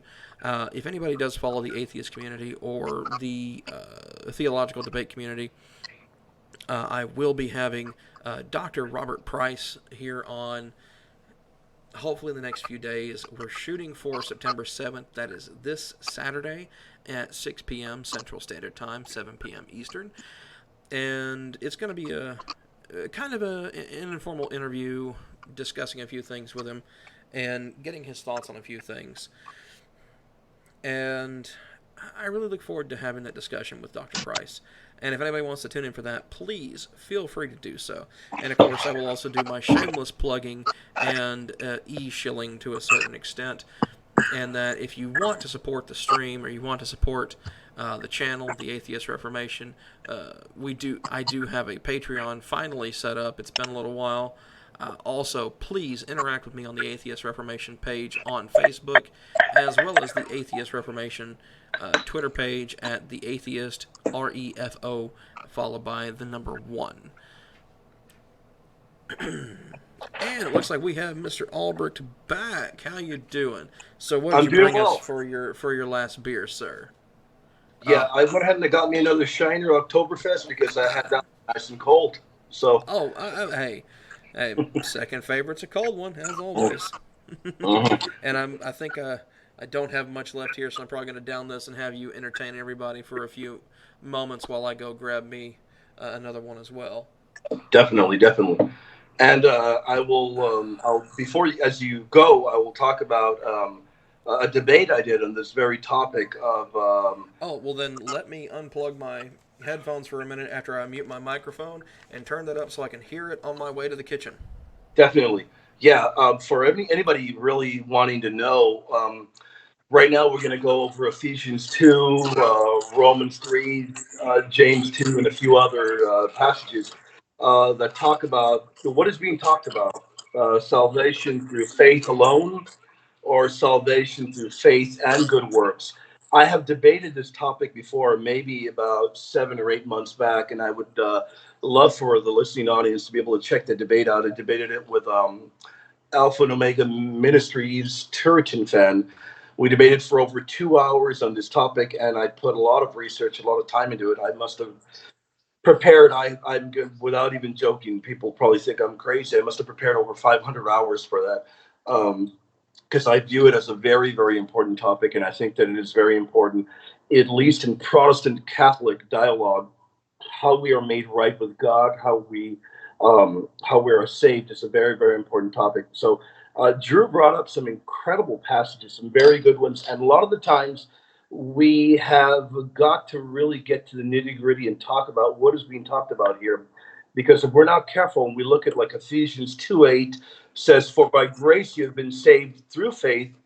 This is not your own doing; it is a gift of God." And then you've got James 2 that says, "You are saved by faith and works." So, which one is it? And I know Drew is back, so before we go into that, I've got to see what he's about to pop open.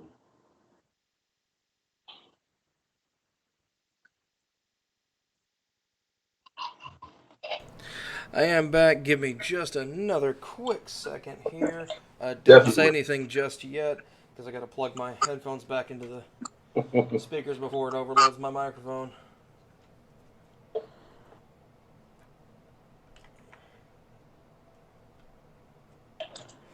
All right, can you hear me, sir?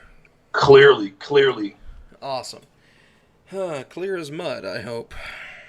Oh, All right, so, you know, I've got two left, so I had to bring them both out. It's going to take me a minute to get through both of them because they are both large bottles. oh. Not as big as the Sang Noir, though. Not as big as that one. I will freely admit that one.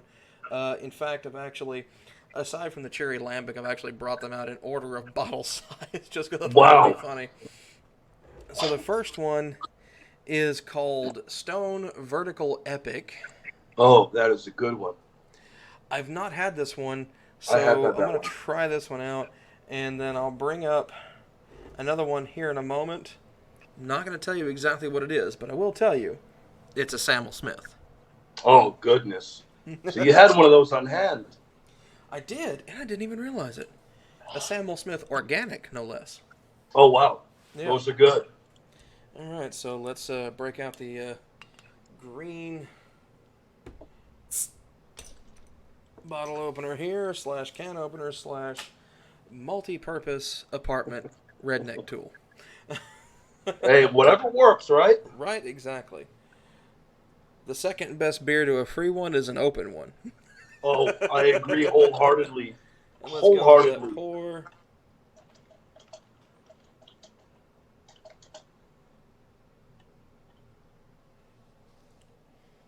Oh, that is a good pour. That looks very good. Oh, yeah. And oh my word, there is still quite a lot left in that Oh, there's a bottle. good amount left there. But a good head on it, although I'm slightly worried because this looks dangerously like a Pilsner. No, I think you're going to enjoy it. Ale brewed with orange peel and spices. Huh. You know what? I might like it. Citrusy, I'm all good for. Let's see. Oh yeah, 1 pint plus 6 fluid ounces. So there's a little bit extra camped out in there. Oh, 7.5% alcohol by volume. Okay. A bit stouter than what I thought it was going to be, especially given the coloration. That's deceptively light for a high ABV beer. But hey, goes to show you can't judge a book by its cover. Bottoms up and Prost. Most.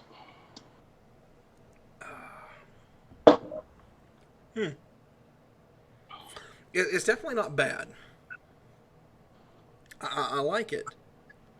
It's got those nice citrusy overtones, How do you like but the aftertaste?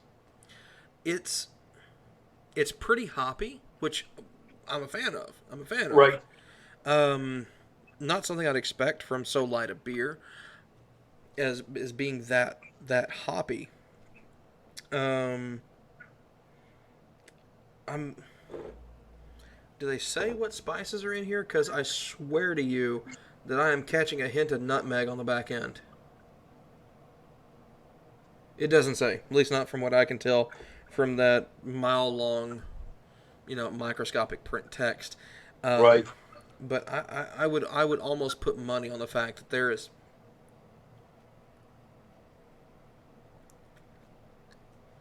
some kind of nutmeg in there. I wouldn't be surprised if there was. Yeah. Yeah, I remember It when I certainly had tastes. that. It's got that I agree. spicy note on the back end, and I really do like it. That's actually really good. That Sang Noir has been one of my absolute favorites for the evening. Absolute favorites. I got to say, you've had some very, very good choices. Yeah, and you know what? I'm not going to rest on my laurels on this one. I'm going to come out and freely admit all of these beers were randomly selected based on how cool the bottle looked when I went to the beer store. Wow. So I'm not even going to try to lie. Yes, I'm a bit of a beer snob. I know what I like. I know I don't like American Pilsners for the most part. Agreed. But most of the time, I'll just go to the store and I'll buy some Manhattan Project beer. In particular, Wise Monkeys. It's a very high ABV for a canned beer, but also a very, very, very good beer. And Manhattan Project, I believe, is a brewery out of Dallas or Fort Worth, Texas. I want to say. I'm pretty sure they're at least local to the state of Texas. It's good. It's always good to hear.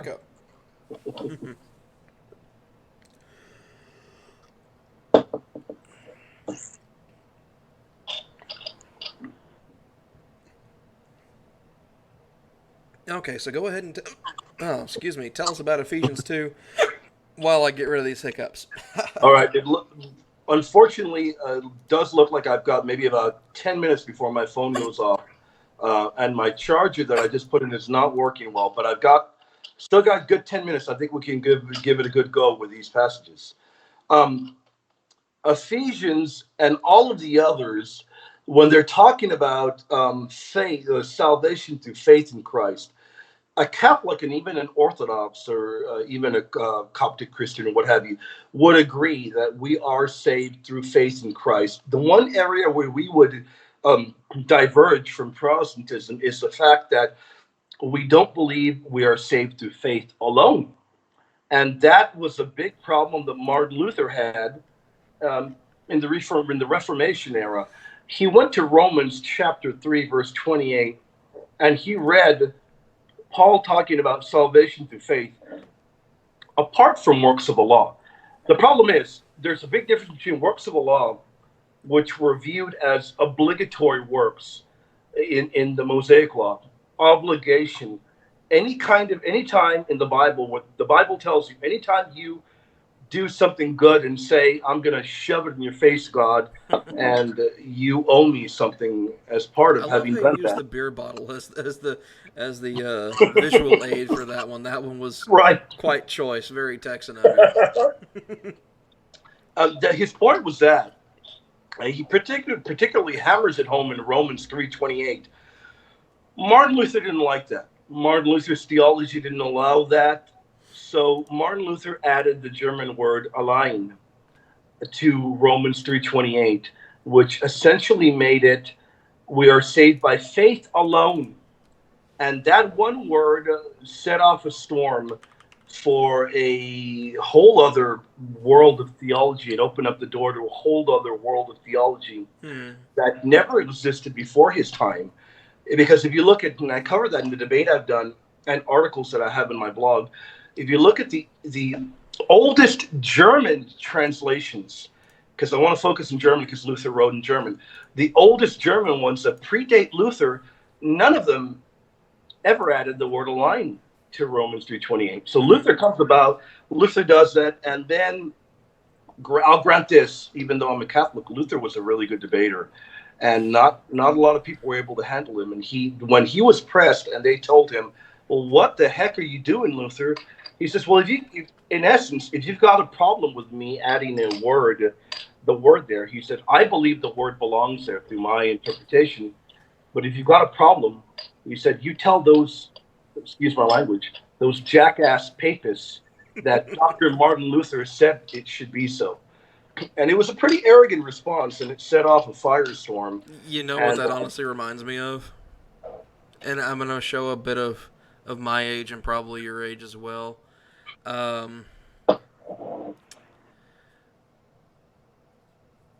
Is the 90s Attitude Era WWF, before it was the WWE, Stone Cold Steve Austin, and you can bet on that because Stone Cold said so. You're right. Yeah, Sorry, it was that's kind just of like how it comes across. yeah, it I was. know that is probably partially alcohol fueled as far as that goes, but But it you was know what? definitely, Hey, you got a point. It know was it's a in your good face. stream when you can get a Stone Cold reference on a religious and theological and philosophical YouTube channel. No doubt. And what a great point you're making, because it was in your face, his response. Very much so. Yes, I will absolutely grant that Martin Luther was very much an in-your-face guy, which is kind of funny considering that Dr. Martin Luther King Jr. was, while he was an amazing orator, a brilliant public speaker, was not so much of an in-your-face kind of guy. Right, correct. So it's kind of interesting that little parallel that you kind of are able to draw there. But anyway, I digress. So continuing what we were saying, hopefully we can get to the rest of this on faith versus works type thing. Yes. So it seems to be that it's largely a Protestant thing as to who says it's faith alone, and not through good works as well as faith. Correct. That would be relegated to Protestantism, but I find it fascinating because if you look in the early era of the Bible, you look at the early fathers, those that were commenting, those that were translating Romans 3, none of them were audacious enough to ever add the word alone. None of them ever had that mentality.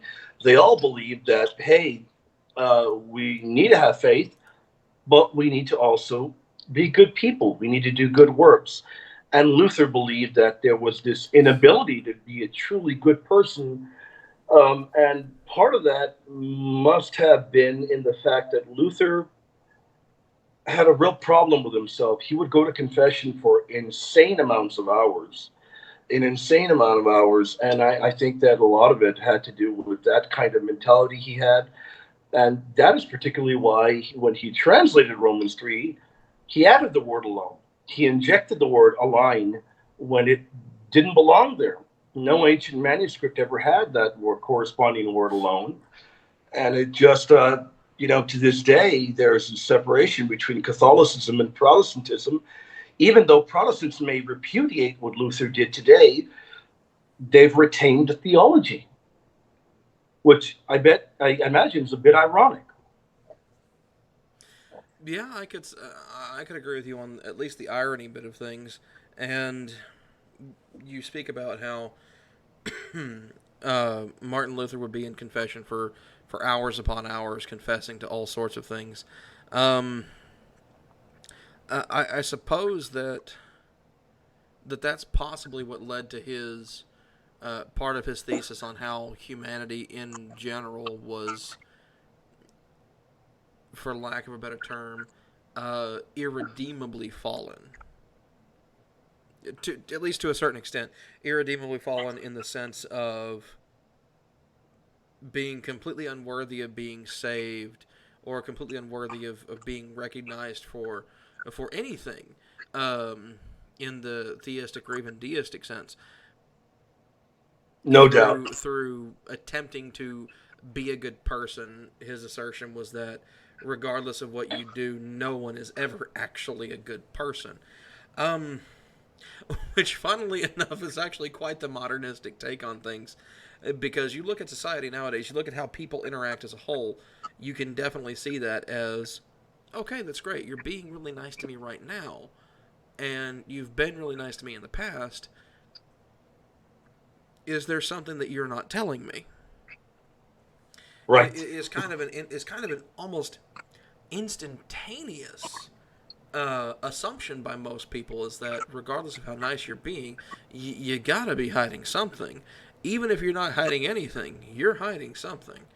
Um, I guess that would kind of translate into the idea that there's a lot of comedians that suffer from depression. They spend a lot of time making other people laugh, but quite a few of them are just inexorably unhappy with their lives, or inexorably Yeah. unhappy with something about their lives.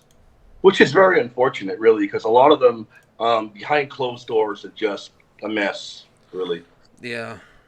The first one that comes to mind is Robin Williams. It's like I agree. I'm not an emotional person, but from a logical standpoint, from a person who greatly appreciates the art of comedy, that is still such a great loss that I'm still not quite over that. Huge loss. Yeah. Huge. Yeah, I agree wholeheartedly. It's been a very, very, very tough loss. He was a very bright character, very vibrant and bright figure. Very unfortunate. Indeed. Um, but anyway, let's find a brighter note to end this whole thing on. So we'll go down the list. What was your favorite beer this evening? I know you don't have a lot of time left, so we're going to go ahead and try and wrap this up. My favorite has got to be the Golden Bach, the Blonder Bach. Yes, the Blunderbach by. It is Yes. my favorite. But St. Jacobs Brewery, that is my favorite beer. That is an incredible beer. And I'm going to find a way to get you one of those when we meet up. I'm going to find a way to get you a few of them. You're going to love it. You know what? I believe you entirely, and I greatly look forward to getting to experience that. Honestly, I already put the bottle back up in the kitchen because, again, not a lot of desk space here. But for flavor, had to be the Lindemans. It was absolutely fantastic. Um, Otherwise, that black lager beer was amazing. And again, quite the head turner for being such a low alcohol by volume for Right, being a right. dark beer. It was just insane, I thought. And your camera is like slowly shrinking no matter what I do. I imagine because the battery's at like 2%, that has got to be Okay, it. well then I will go ahead and show my final card, so to speak, from Samuel Smith, and that was the organic strawberry fruit ale that I found. I'm And sure I this will will be have really my good too. charger. I will have a working charger for the next time. Awesome, glad to hear it. But hey, we'll get it figured out, and we're definitely going to schedule another beer stream. This has been absolutely fantastic. A lot of viewers, at least in the time being, 5 viewers. That's a lot for me. So have a great day. Was wonderful having you on. You can find William at patristicpillars.com if you have any other stuff you want to look up about him. Also, look me up at the Atheist Reformation YouTube channel. Shoot me an email if you have a question at theatheistreformation@gmail.com. And as always, you can support the stream on Patreon by searching the Atheist Reformation. Look up for me on Facebook and Twitter. Hope everybody has a wonderful evening. Thank you and have a great day. Good night.